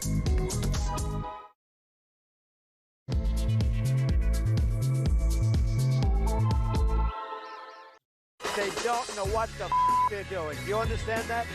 Welcome back to Morning Glory. Coming up to 3 minutes past 9. I'm Mike Graham with you for one more hour. Julie Hartley-Brewer will be here, of course, as well. Coming up into this hour, we'll be talking to her about the state of play. 50,000 people have now come to this country since Keir Starmer was in charge, since he became Prime Minister on July the 4th of last year. 50,000. The official figure yesterday was 49,797. An extra 400 people came in yesterday. It was a pretty nice day. It's probably the same today. It looks pretty nice out there as well. It's going to be quite warm. It's going to be up into the 30s at some point over the course of the next few days. And our borders are well and truly broken. I don't think there is any doubt about that. We'll be bringing you the news from the Home Office, though, because they've got 6 people who they put together in a little vignette of a video that they put out back end of last week to make out that, you know, they've got this great sort of structure, that they've got this amazing operational command that they can use at their fingertips to make sure that people don't come to this country illegally, and if they do, they get detained and sent back. Well, unfortunately, it's not happening, is it? We're still waiting for Yvette Cooper to give us an update on precisely what is actually going on. She claimed that they detained some people at the back end of last week. She claimed that those people would then be returned to France. But so far, we haven't had an update. Not since Friday. We haven't heard a dicky bird out of Yvette Cooper. We don't know what's going on. And we've had Education Minister Baroness Jackie Smith out and about this morning talking about it, saying that they've started the returns process. But clearly, they haven't actually returned anyone, because if they did, we'd be hearing about it. 0344 499 1000. A&E attacks are going up and up and up, and that's on the front page of the Daily Mail. People waiting at A&E departments are getting more and more frustrated, and I'm afraid it's costing an awful lot of injuries, an awful lot of damage to people who work inside the NHS, so that's not great. The weather, of course, is turning very, very hot, as I said, and parents are being urged to keep children indoors. For heaven's sake. Daily Mirror goes with a story about how none for the road is pretty much what they want to do. Quite a lot of you have had things to say about this new government policy, which is to test people over 70 if they are going to continue driving, to make sure their eyesight is okay, and also to bring down the limit for how much drink you can take before you get in a car. I think they should probably just have no drink to get in a car. That would make more sense. Also, shoplifting is now out of control, according to the Daily Mail, and Keir Starmer will not refer to shoplifters as scumbags. He thinks that's not the right way to talk about them. And in perhaps one of the most bizarre stories of the day, if you delete your emails, you'll save some water. Don't ask me why. It's something to do with the AI data mining that goes on and how much water they need to keep these things cool. 0344 499 1000. It's 5 minutes past 9. We've got nobody from the Joseph Rowntree Foundation on this hour, you'll be pleased to know. So the economy is still diving. They think we should give away more money to people on benefits. Absolute madness. This is Morning Glory. Let's get it on.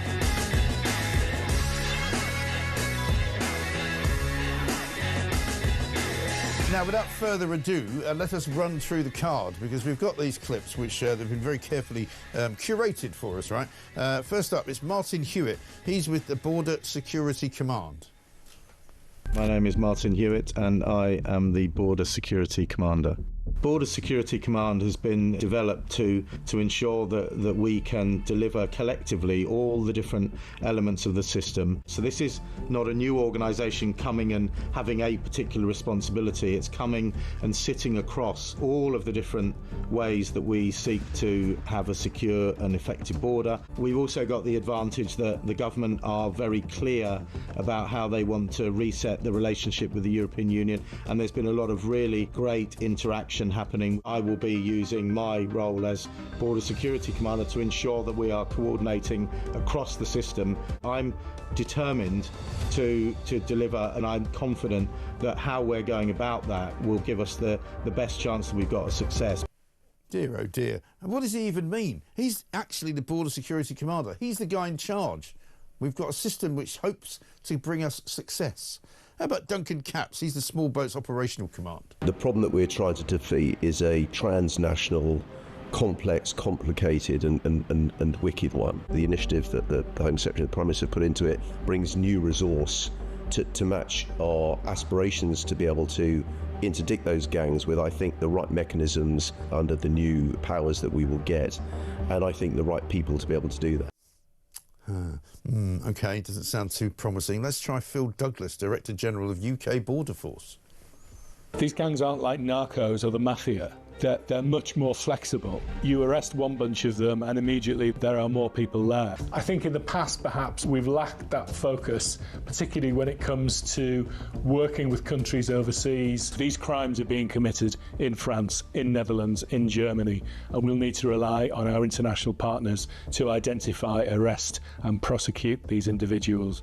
And that's the focus that the Border Security Command also brings. Also looking at our asylum processing and our immigration enforcement, so that the whole kind of migrant journey is within the purview of Border Security Command, and that's not something that we've really had before. The recent agreement that's been signed with Germany, that means that Germany will be able to use its legislation to stop the transit of small boats materials going through Germany. What are they actually doing, any of these people, right? Nearly finished. Here's Victoria Pullin, Home Office Intelligence.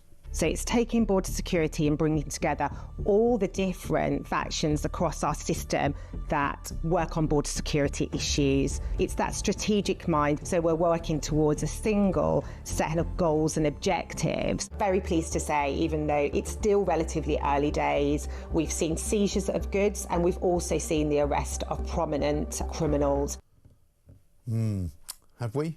Have they seen any charges of any of these prominent criminals? Kendall Barnett, finally, Immigration Enforcement. People thinking that they're coming over here as carers, then end up going into kind of sex work. It's not what it is that's sold to them originally. I mean, I don't know. Isabel Oakeshott joins me, Talks International Editor. I played all those out. I know that it takes a bit of a long time. I'm sorry about that. But it gives you a kind of an insight into why they haven't been able to stop 50,000 people coming here, because they're all just talking absolute cobblers, aren't they? What a load of old waffle. I mean, taking it all together, as she said, it's a strategic plan, it's a load of frameworks, it's a load of priorities and completely fictional progress. Genuinely despairing when you hear these people who are supposed to be in charge of stopping the boats trying to come up with reasons to make us all think that they're doing something. Yeah. The numbers just speak for themselves. It doesn't matter what waffle they come up with, nor does it matter how repeatedly they tell us that this is all too difficult when other countries demonstrate that it's not too difficult at all. You just need some resolve. Yeah. And yet we'll have more boats today, I reckon, and more boats tomorrow. And I mean, the people, voters are just not buying this anymore, are they? They're just not buying it. It must be actually quite hard. You are an employed border security chief to keep a straight face while telling the nation that progress is being made, because it quite obviously isn't. No, it's clearly not. And, you know, they talk, as you say, they're talking sort of riddles about jigsaws and, you know, comparisons and conversations and things as if they're not actually facing an immediate problem. It's almost as though they're talking about something that's going to happen in the future, which they'll have to deal with at some point in the future, as opposed to right now when it's actually happening. It's just unbelievable. And the thing is that plenty of other countries have actually given examples, real life experience of how to stop this happening. You know, we talk about it a lot on this show. There's the Australia policy, which was highly effective. Yes, it was controversial at the time, talking about 20 years ago, where they found that stopping the boats was actually pretty straightforward. If you simply make it clear you're going to turn back each and every one. And anyone who came over in boats at that time, under the leadership of the then Prime Minister Tony Abbott, was sent miles away, literally thousands of kilometres away, to a pretty hostile environment on an island called Nauru, to be processed. And in very short time, that stopped the boats coming. We've got Greece that has temporarily pulled out of the ECHR legislation on the grounds of a national security emergency. That's right now as we speak. They have said, actually, we're just not doing this. We're not going to be pandering to ECHR. We can't have this going on. And guess what? That's also stopped the boats. Right. You're left thinking, does the government actually not want to stop the boats? Well, that's a very good question, because surely they understand now that this is a destructive and terrible situation which will finish the government off. They must see that, surely, to heavens. I mean, you know, forget about the fact that so many people are now coming that it's actually a threat to the size of the population. People have pointed out to me 50,000, which is not the half of it, literally, but it's what 1 year's worth, is enough to fill a pretty good-sized football stadium, and is enough to make a pretty good-sized town in this country as well. But even without that, without those new arrivals, the people in hotels, because they've been in there for years, in those migrant hotels up and down the country, they're seeing protests every single week now, sometimes on a daily basis. You know, this is critical mass that this government is facing. And there's no way it's going away. I mean, absolutely no way that people are going to stop protesting outside migrant hotels. And what we're now seeing is the government trying to secret migrants in the middle of the night. I've had a number of reports, and there's various footage doing the rounds, kind of coach loads of people arriving at sort of 2 a.m. in the hopes that this doesn't create a big drama. We're seeing the Home Office having to order kind of steel ring outside these migrant hotels. I mean, there comes a point where it's having a real physical impact on our towns and cities. And even if they're moved into so-called HMOs, houses of multiple occupancy, doesn't change the nature, I'm afraid, the quality or calibre of the people who are coming over. Now, before anyone starts shrieking, yes, there may be a small number of genuine refugees fleeing war and terror. They do have other means of coming to the UK, not by boat. But the majority of these people are economic opportunists, they're chancers, and they are criminals. And they keep committing crimes as well. They arrive in the UK with no skills. They're coming with nothing to offer. You know, these are not boatloads of brain surgeons. They're not boatloads of engineers or mathematicians. They are boatloads of people who, by and large, speak very poor English. I mean, you don't need to interact with many of them to discover that. And they're not coming with anything to offer the UK. They're coming as dependents of the UK state. And it totally unsustainable. And yet this government doesn't seem to have any solution to it. And looking at the words coming out of the mouths of the six that we've had this morning, from, you know, Martin Hewitt all the way down to Kendall Barnett, they don't seem to have a clue about what they're doing. I mean, to refer to them as being, you know, not like the mafia or not like the narcos, because every time you arrest some of them, some more of them come from somewhere else. Well, that's exactly what the mafia is like and exactly what narcos is like. So I don't know what they're talking about. In addition to which, you would think that having all of these people in all of these enforcement offices and different forces to do things, they'd arrest loads of people. They don't seem to have arrested anyone, really. It's really inexplicable, isn't it? And we now know, I mean, I've amassed bits of evidence myself, and I'm hardly part of the law enforcement operation. It's very apparent now that not everybody on those boats is coming over as a paying passenger in the way that we've understood this to be. You know, it's been the received wisdom that each and every one of those is paying £1,500-ish for the journey. I've never thought that stacked up as an entire annual income in the countries of origin of these people. And on Kev's show last night, I revealed some TikTok material which we translated from the Arabic, in which potential customers for these boat trips, the taxi service across the channel, ask what they can do if they don't have money for the fare, and are told, you can work for us for a couple of months. I take that to be in France, actually, on the French side, before they're brought over to earn their fare. But whatever they're doing in France is also our problem. You know, if people are able to get over for free by adding to the criminality on the French side, that's only going to add to the criminality on our side. Well, yeah, I mean, there was never any doubt in my mind that certainly in terms of a lot of the Albanians who were coming over on the small boats before we did a deal with Albania, that they were coming here to take part in criminal enterprises. They were coming here to be part of drug gangs, part of, prostitution and all the rest of it. And so they were probably already kind of, I don't know, indentured, if you like, into the gang culture, where basically they would be told where to go, what to do, and they would work for the organisation, if you like, to pay off their passage. Exactly that. And, all this, the hand-wringing left-wingers who are still trying to maintain that these are people fleeing from terrible persecution, I think have got an increasing problem trying to sustain that argument now. Yes, absolutely right. And yet there are still those on the left who will say, but they're fleeing, terrible things and torture and wars, and, they're coming here to find safe shelter so that they can then bring their families with them afterwards.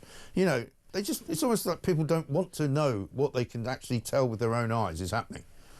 Well, that is definitely the case. And, yes, they're leaving countries that aren't as rich as ours. I mean, the UK, for all the cat-handed management of the economy, is still about the sixth wealthiest country in the world, GDP-wise. And we're pretty attractive as a destination compared to South Sudan. But it doesn't mean that everybody who leaves and crosses continents desperately needs to be in the UK. We can all make better lives elsewhere. I mean, I myself have moved to the UAE to make a better life, if you like, on a short-term basis. Right. But it's whether or not you expect your host country to actually support you in every way. And other countries aren't doing this. You don't go in and then say, actually, can you guys just give me everything? I mean, you have to have either the ability to support yourself at the very least, or skills and assets to offer the host country. And these people have none of that. No, including half-price tickets to see Jimmy Carr, believe it or not. But don't worry, though, because I've been checking on Keir Starmer's Twitter account this morning, and he has put one out, and we always call it this little first lie of the day. He's done this. Our plan for change is building Britain's future. Technical excellence colleges will train the next generation of construction workers, investing in homegrown talent rather than relying on foreign labour to build the homes, infrastructure and services our country needs. He's literally turning into a person who now hates foreigners, which is laughable. I mean, and is anyone listening to this? Some construction worker plan? I don't, honestly, I couldn't give a flying monkeys about a construction worker plan this morning. No. That is so infinitesimally marginal at this point, when you've got boatloads of people coming in en masse and the Prime Minister is prattling on about some construction worker project. This guy just doesn't get it, does he? No. He really doesn't get it. I do want to make sure, Mike, before I go, that we talk about JD Vance, because I've woken up this morning. I'm on the Isle of Wight at the moment, and I've woken up this morning to see TV footage taken pretty much outside my home in the Cotswolds, which is very near where the US Vice President is holidaying. And I am utterly dismayed and mortified to learn that there's going to be a protest in our village this afternoon against the JD Vance visit. And I just think this is so embarrassing. I mean, the guy is just having a holiday. And can people not just leave it alone and let him have a holiday with his kids rather than organising some blinking motley crew of raggle-taggle protesters in a Cotswold village? Do we have to do this every time? I know, it is embarrassing, isn't it? It really is. I mean, it's unfortunate that we have these creatures that share the same landmass that we do, because they're all, I mean, like all these idiots that were out in force for Palestine action at the weekend, sort of several 80, octogenarians, 70-plus people, most of them are over 50. You'd think they would know better, but they're all sitting there thinking, look at me, I'm making a stand, I think that Palestine Action shouldn't be prescribed as a terrorist organisation. I mean, get a life, seriously. It's just, I don't in any way want to be disrespectful of people that live in my village. It's a small place, and it is a very political little place. It's it's sort of left-leaning, heavily Lib Dem voting place, and people are really nice and really respectable. But I just feel it would be nice if they could see the bigger picture. This is actually really good for our area. It's bringing global attention to, honestly, it's already a very affluent part of West Oxfordshire. But I just think that there isn't a need to get your placards out at this point. No. I also wonder whether JD Vance could have just sort of come a bit incognito and no one would have noticed him. I mean, he's not that recognisable, is he? Not really. Need the total circus everywhere. It's a really small place, and put a cap on and just wandered around, he'd probably have been fine. Probably would have been fine. Well, let's hope they don't do anything stupid. That's all we can hope for. Isabel, good to see you. Thank you very much indeed. Isabel Oakeshott, Talk's international editor. Starmer, by the way, since we started that conversation, has put out yet another tweet. He's retweeted something from 2023, right? And I don't quite understand why, because the tweet from 2023 says this: "My dad's factory job was highly skilled and close to home. Businesses today are desperate for skills like his, but people don't have access to the training they need. Labour's technical excellence colleges will change that. We will create opportunity on your doorstep." Now, that's the original tweet, and he's just put on the top of that, "Promise made, promise delivered." What's he talking about? There isn't a Labour technical excellence college. Is there? Is it something in his memory? Is it something in his mind? Did he dream it? Is he making it happen in the future? Is it going on now? I think he's losing the plot, quite frankly. It's absolutely insane. It's not. There's no promise in there. We will create opportunity on your doorstep. Okay. Opportunity to do what? Get mugged by a migrant who's just got off a boat? One of the 50,000? Let's get a voice note from Carl. Great show as usual. You know, my blood is boiling with this anti-British Socialist Party running this country. The government's there to put the British citizens first, and this government is doing complete opposite. Yeah, they're trying a test for over 70s, for the driving test over 70s. What about a test for the government? Yeah, who promised so much when they got into power. Oh, we're gonna stop the march. We will crush the gangs. They've done complete opposite. They need a test. We've all doomed with these clowns running this country. I know, and they wouldn't pass it, would they? Absolute fail. Sarah from Surrey. My God, can you even imagine what that lot would sound like in a meeting together? These are the people that we've been reporting on this morning from the Home Office. Utterly shameful. I can't believe they put that rubbish out there for everyone to see how much rubbish they talk.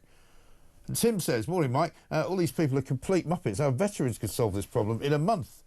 And this from Darryl in Lincoln. Morning, Mike. Who are this bunch of complete morons who are supposed to be in charge of all these departments? Typical civil servant managers, full of bull. I can stop the boats now, round up all the illegals, put in a secure camp, give them nothing at all and send them back to their respective countries, intercept all boats, put them on a ship, ready to go again.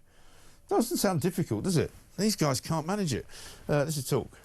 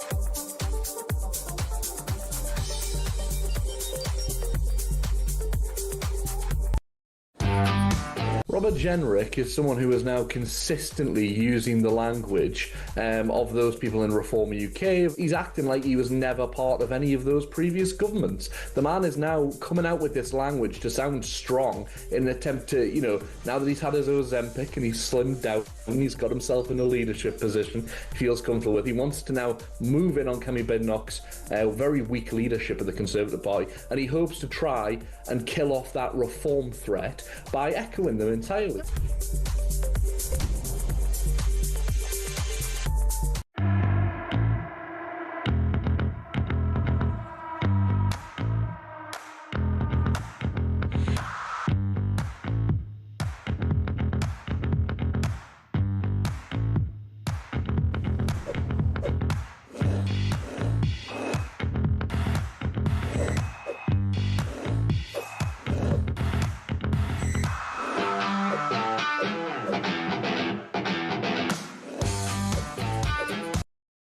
Across the UK, on DAB+, on your smart speaker, on your smart TV, and on your side.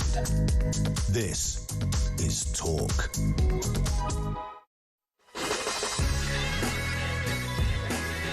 Welcome back to Morning Glory. It's 9:28. I'm Mike Graham. Hi, says Tony near John O'Groats. I have a proposal to stop the boats immediately. Those six-figured salaried experts in Border Security Command, their salary was reduced by £100 for each illegal migrant landing on UK soil. I like that. That's a very good idea. Yeah, but the trouble is, I mean, they'd all that's five. What was it? 50,000 times £100. Somebody would have to do the maths. It's about £5 million. I don't think they even make that because they should all be punished. Absolutely right. David says, Mike, don't forget that it's 50,000 illegal migrants that the authorities know of. That's very true, because we saw, didn't we, over the weekend, 13 Eritreans frozen in a lorry, managed to get out of the lorry before they were frozen to death. But there's still people coming on lorries that we don't even know about. And even if you take a sort of a very low estimate of how many of those could be coming, I mean, even if you could add another 5,000 to the 50, maybe add another 10,000 to the 50 over the course of a year.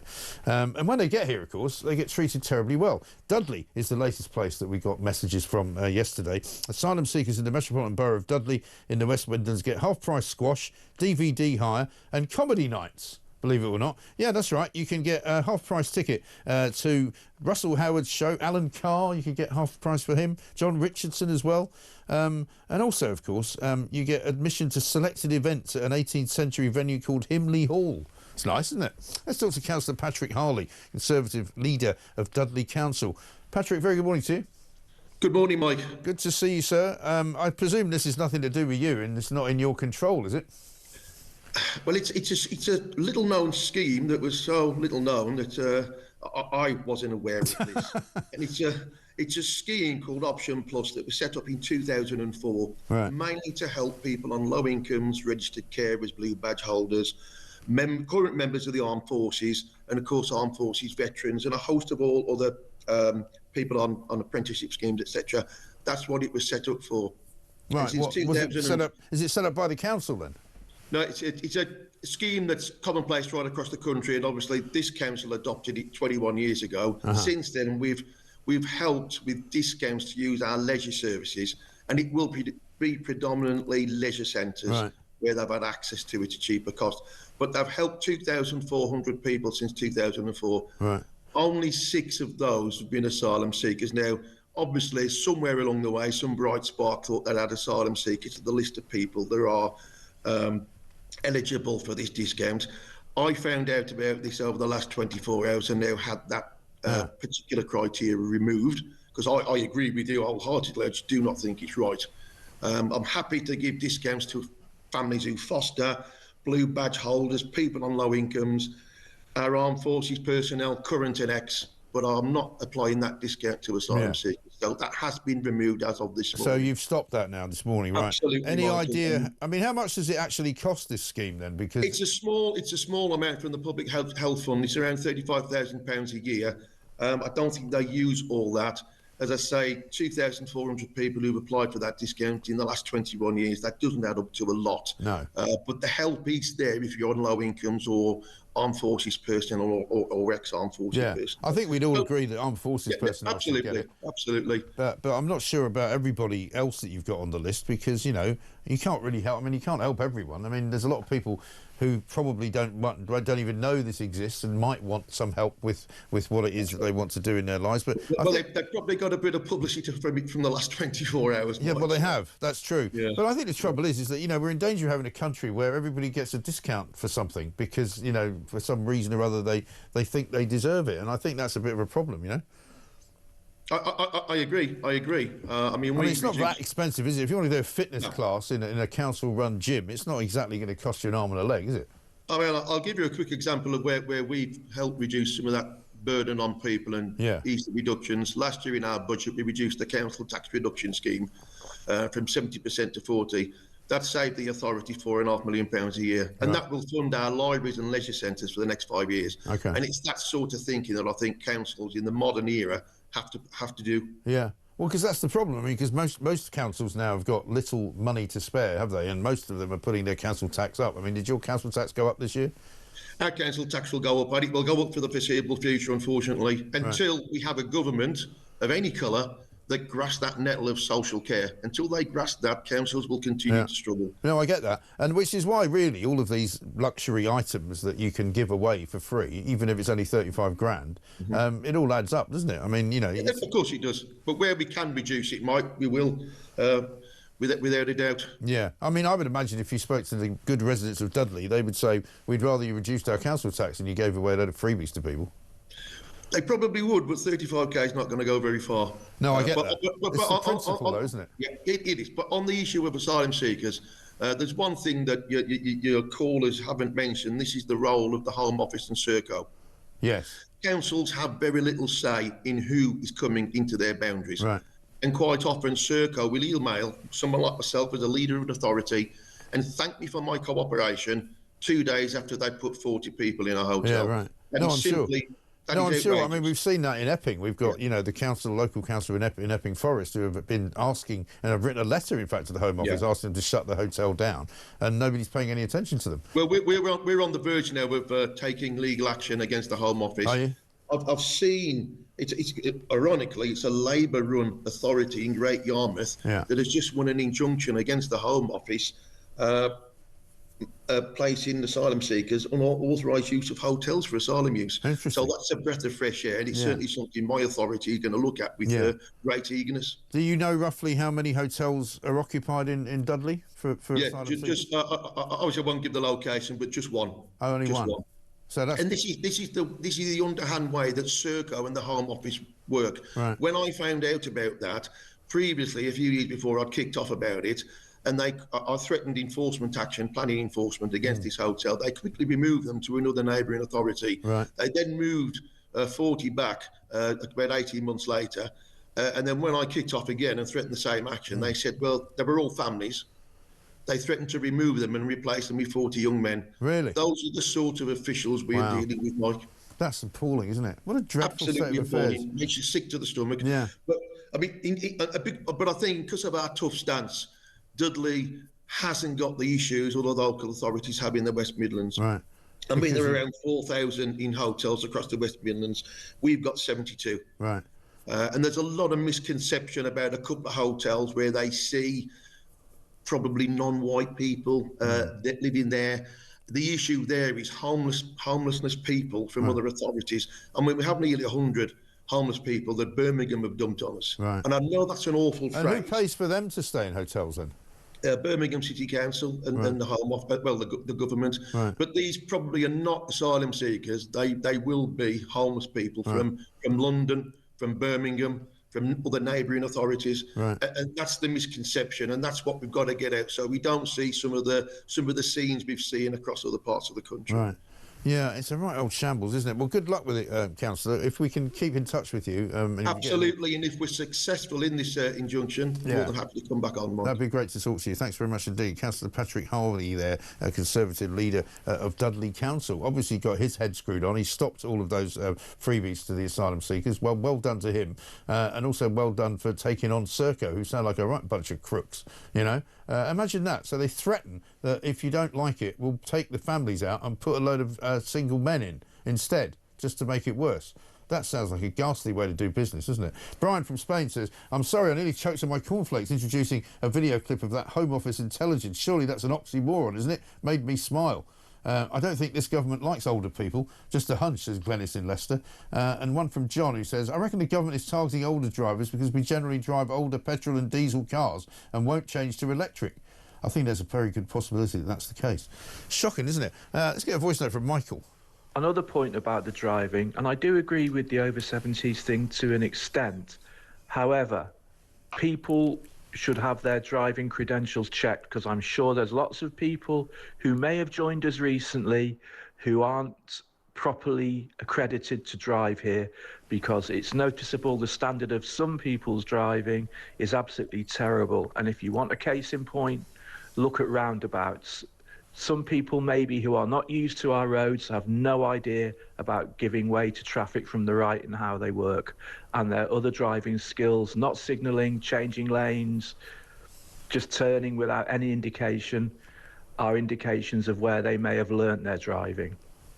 Yes, that's a very good point, Michael, because funnily enough, I got this earlier from Earl, who says, Mike, on driving, there is an epidemic of foreigners on drugs who do not have driving licences who are driving uninsured. Where do all the dumped fast gas canisters come from? The people who drive around with a balloon in their mouth like the glue sniffers of the 1980s. That's a good point. And one from Dave in South Gloucestershire. Listen to Jackie Smith. I can't believe that these people have the brass neck to come out with such drivel and rubbish. Already having an effect. 50,000 under Starmer. Someone should tell her that the effect is in the bloody wrong direction.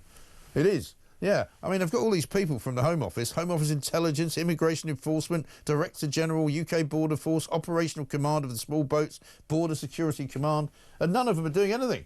They're not stopping anyone. There's 50,000 of them here now, and nobody's going away. What's happening? What's going on? It's 9:38.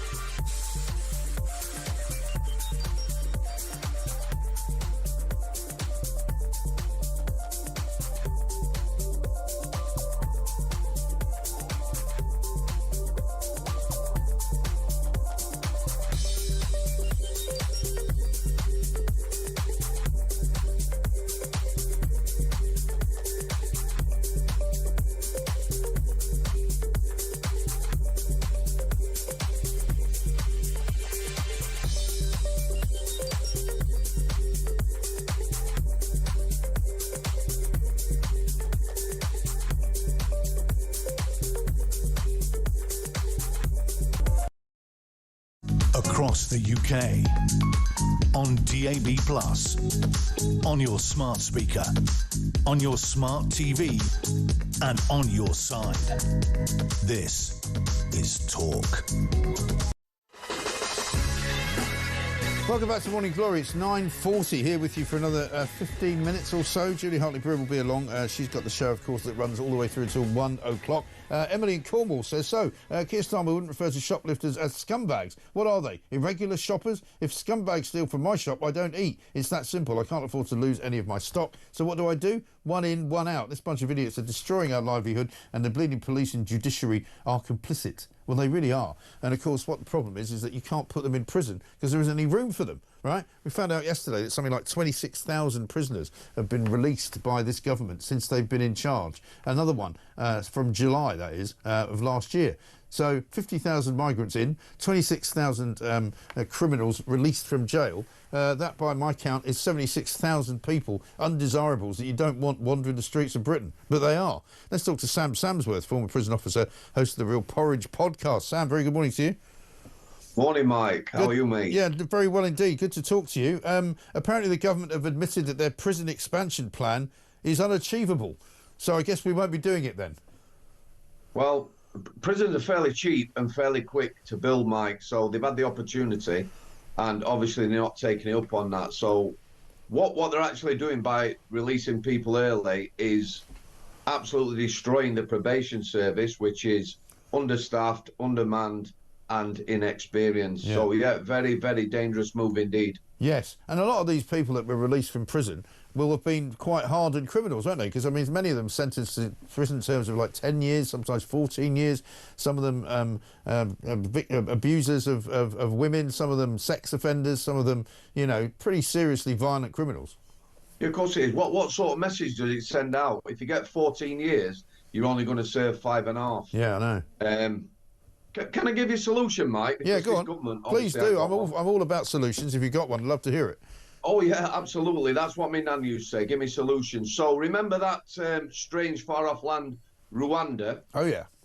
Yeah, so how about we give Rwanda and other places something to go for, an economy. They've got a cheaper economy. We build prisons there. And firstly, we deport all the foreign nationals in prison. Yeah. Every single one. They get tried in this country. They don't go inside our prison. They get shipped abroad. Yeah. Because I'll tell you what, Mike, if people knew they won't be serving their time in what people think are our custody jails, they might have a different view and a different way of approaching things. Well, isn't this what the government are promising to do coming up in the future? That they say that if you're a foreign criminal, they're going to try and put you on trial, but you won't spend any time in a British prison. They'll just deport you straight away if you're found guilty. Yeah, first barrier, European Court of Human Rights needs to go, mate. Yeah. You know, that's going to stop everything. We're halfway there. I believe we're paying Albania to house some prisoners in Albania. So let's look at all these places we pay money to. Yeah. Yeah.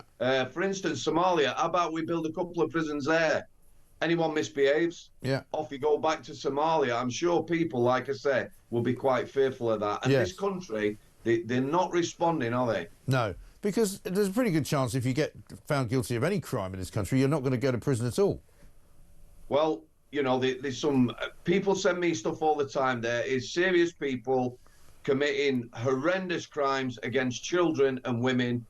Just this week, somebody stabbed somebody, and the judges give them no time in prison because that judge believes they can be rehabilitated in the community. How are you going to do that? I know, absolutely shocking. And you said at the start that it's not that expensive to build prisons, but why has nobody built any then? There's no desire. There's no desire, is there, Mike? You know, hot air coming out of... And the successive governments, both the Conservatives and Labour, have done nothing. We've had a massive population explosion. You talk about it all the time, mate. We're unvetted people, criminality. They're bringing with them a whole crime wave. We've got Russian mafia, Albanian mafia, Chinese mafia. You know, it's an horrendous state. Yeah. So maybe we need to outsource facilities. I mean, I believe Germany and even America might be using Rwanda. Yeah, well, Trump, Trump has said he's definitely going to use Rwanda. I mean, the thing is, the UN has used Rwanda in the past. Denmark has used it. Israel's used it. Loads of countries have used it. I mean, Arsenal have got Visit Rwanda on their bleeding football shirt. It's not like it's, you know, the world's most dangerous country or anything. On a serious note, you know, there's plenty of ex-prison officers in this country, I'm sure. Pay them a few quid, let's get over to Rwanda, build some prisons, start shipping people there, train them, help their economy, give people something to work for, a living, or something similar like that. Yeah, absolutely right. Sounds like a good plan to me. And would you lock people up for longer then and not let them out for as long?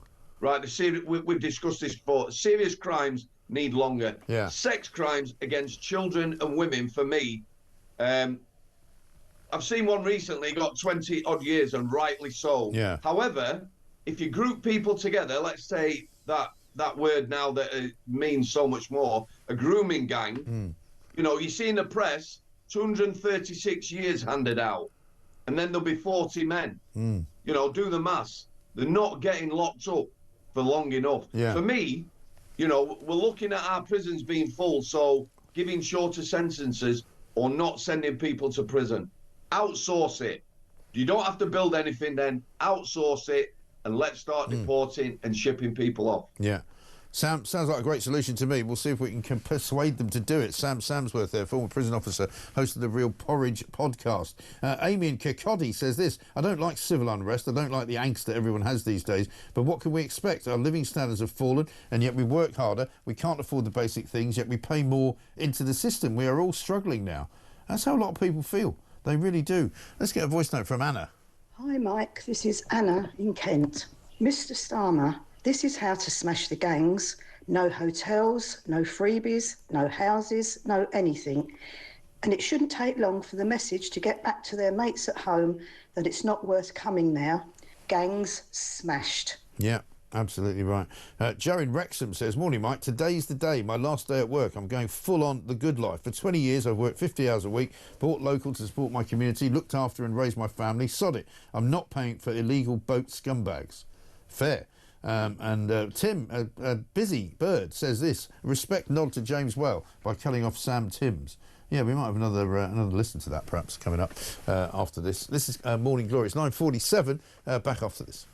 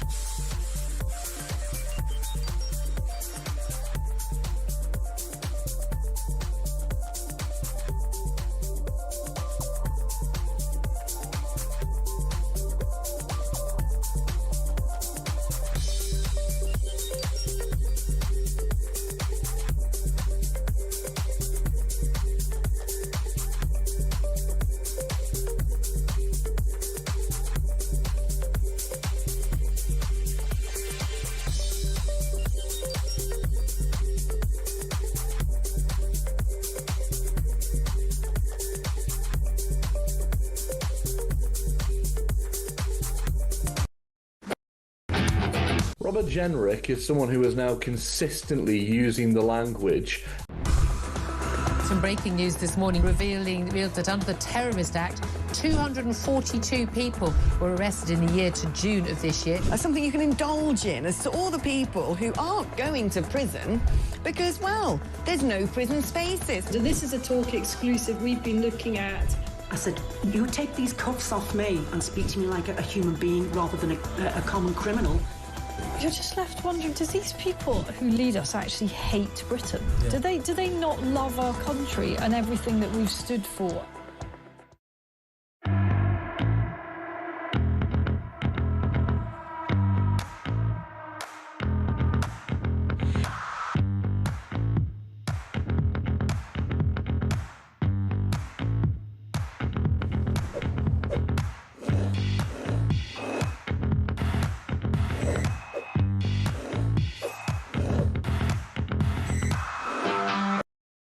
Across the UK, on DAB+, on your smart speaker, on your smart TV, and on your side.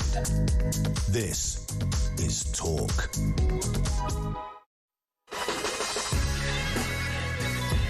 Welcome back to Morning Glory. It's coming up to 10 minutes to 10. Here's a poll on Guido for you. Did Keir Starmer mislead the public over the true cost of the Chagos surrender deal? Please vote. 11,000 people have voted. 98% say yes, he did mislead them. I wish that we could have Parliament sitting so that we could get these questions answered responsibly by these Prime Ministers and his acolytes and his cabinet in Parliament, because they should be answering for all this stuff. Now, a couple of other things to mention to you before we talk to Julie Hartley-Brewer. This from David in Essex. Yvette Cooper memorises a carefully constructed script every time she speaks. It is so noticeable in her delivery, she's still useless. Well, according to another poll that I've seen, Reform will have a 16-point lead against her if there is an election tomorrow, and they'll win her seat. So she won't even be in Parliament, never mind in government. Earlier on, we spoke to a guy called Sam Timms, who's apparently lead analyst at the Joseph Rowntree Foundation. Heaven help them. We had a little conversation about the economy. It didn't go well. Have a look. Let me just clarify. You want to give more money to those people who don't generate money, and you want the people who generate the money to give that money to the government in tax. That's what you want to do. Lots of people generate money in different ways, including, for example, through volunteering or for caring for a loved one. The top earners in this country provide most of the tax income. Is that not right? I don't have that stat to hand. I do, and it's true. 75% of tax, right, is paid for by about the top 10% of earners. And I will take that as read. I think the important thing here is that they do have the broadest shoulders. Okay, so yeah, but they're already paying high levels. They're already paying high levels of tax. Your answer seems to be that you tax people more to make the economy grow. We've seen in the past year that taxing people more makes the economy shrink, and that's why we are where we are. So I don't think that's actually what the data is necessarily telling us. Well, it is telling us that. Why is the government taxed this all? The government has put tax on national. They've put national insurance up. They've put minimum wage up. They've made companies pay more money to employ more people, and that's not working. So the economy is flatlining because there's no money in it.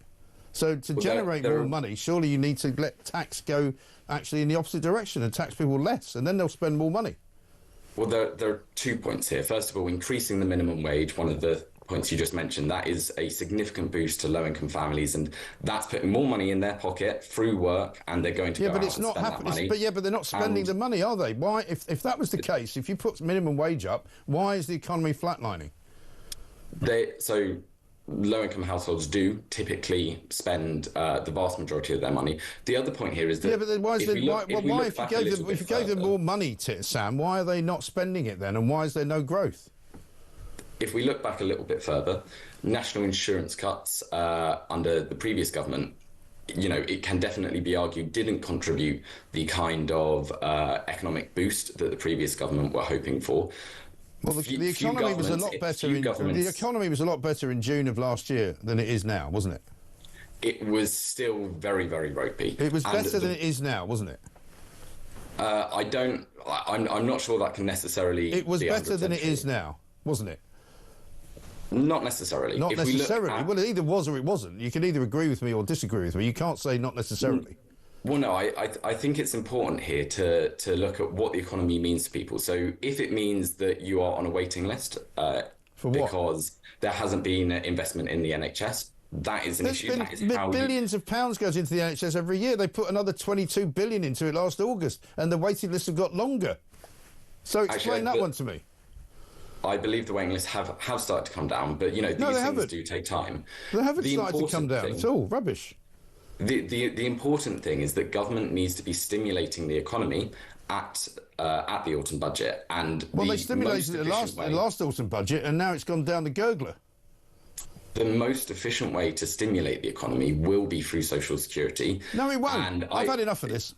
I'm sorry, Sam. You're talking absolute cobblers. Get lost. And it's the only way to end that, really, wasn't it? It was just not going well for him, I'm afraid. You can't stimulate the economy with money that you don't have, that you have to borrow or tax people to give you, so that you can then give it to people who don't have any money, who have already been given a load of money which they're not spending because they can't afford to buy anything. Derek's in Manchester. Hi, Derek. Hello, hi, Mike. You all right? How are you, sir? Yeah, I'm not bad. What can I do for you? Yeah, I'm not so bad. It's just, all it was, something's really niggling me, and that's the fact that why can't we hold MPs to account like we should be able to? I mean, a wagon driver going down the road, if he runs over someone's building or if he kills someone or whatever, he'll end up in jail or he'll end up losing his house, his compensation. Right. Every industry you can think of in this country, if you are negligent in industry, you are held liable for it, as a personally liable. I was a crane driver many years ago. If I'd tipped a crane over someone's house, I'd have been paying that for the rest of it. They just took my house off me. Yeah, right. Now, why can we not find some way of holding these people accountable? Yeah. They've destroyed the country, and all the worst punishment they get is they go on the back benches of the opposition party, getting virtually the same wage that they were paid before for the next 4 years. It's an absolute disgrace. It really is. Well, a lot of people have said that they should be held more accountable to at least what they promised to do, if nothing else. They don't even get that. I mean, why can't someone sue them for breach of contract? Yeah. Yeah, it's a very good point. They made a contract with us. They made a verbal contract to do certain things, and not a single thing have they done. So surely someone with the money should be able to, I'm thinking of doing a bloody GoFundMe page, but someone with the money should be able to sue them for breach of contract. Yeah, no, I agree. I agree. Maybe it's one of those things that will happen, and once it does happen, it might actually straighten them out. It's a good idea, Derek. Thank you very much indeed. Derek wants to sue the government for messing up the country. I bet you could find a lawyer that would go no win, no fee on that one. It's got to be done. Melissa's in Cambridge. Hi, Melissa. Morning, Mike. Morning. Thanks for taking my call. Not at all. It was just a simple idea, really. I'm not saying it's a solution, but it's a simple idea. I was thinking that all of talkTV viewers and listeners, whether we could set up legally a template that we could all send to our local MPs. It doesn't matter whether they're on the back bench or the front bench, but to actually state that we've had enough of this in our city, villages and towns, the blight on it and the trouble that it's causing with our local people, our girls, our children, our relatives, our family, how it's affecting us, and that the protests will carry on until such time that they actually listen and understand that the country's had enough. Yeah. And that we've had enough of this, and we're going to carry on the protests until they actually do something. And I think if we bombard them with emails, it might be the way forward. And if we got it done legally, that may be a way. Yes, Melissa, listen, you're absolutely right, and a very good point you make. Thank you very much for making it. I think the people are sick to death of it. They've had enough. They're protesting peacefully, as they should. Get in touch with your MPs, start holding them to account, do whatever you can do within the system, to let them know. Julie Hartley-Brewer's here. Very good morning. Very good morning. I'm completely with people on that. Yeah. I went to explore, my local asylum. Yeah, you said that. Very how unfriendly, was it? funnily enough. Really? They sent someone out to talk to me, claiming he was a hotel resident. I'm like, yeah, mate, I'm not. I wasn't born yet. I said I didn't get off the boat yesterday. Yes. Unlike many of the people living here. It is extraordinary. I mean, we've been quoting from this ridiculous Home Office video that went out last week. 6 different people, all with great grandiose titles, £100,000 a year salaries, doing absolutely nothing. 50,000 people have come. They haven't stopped them. No, exactly. Yes, well, I think a round of applause for Keir Starmer. Yeah, I mean, finally, well done. I mean, something's gone up. He's finally hit a target. Yeah, I mean, it's just amazing. I'm with Kemi Badenoch. I think we're going to have to have people in camp. Yeah. I don't want them out of the hotels. Yeah. That's worse. Well, you can't put them in houses. Living in local streets, that is worse. It will be better worse. if we know where they are. No, sorry.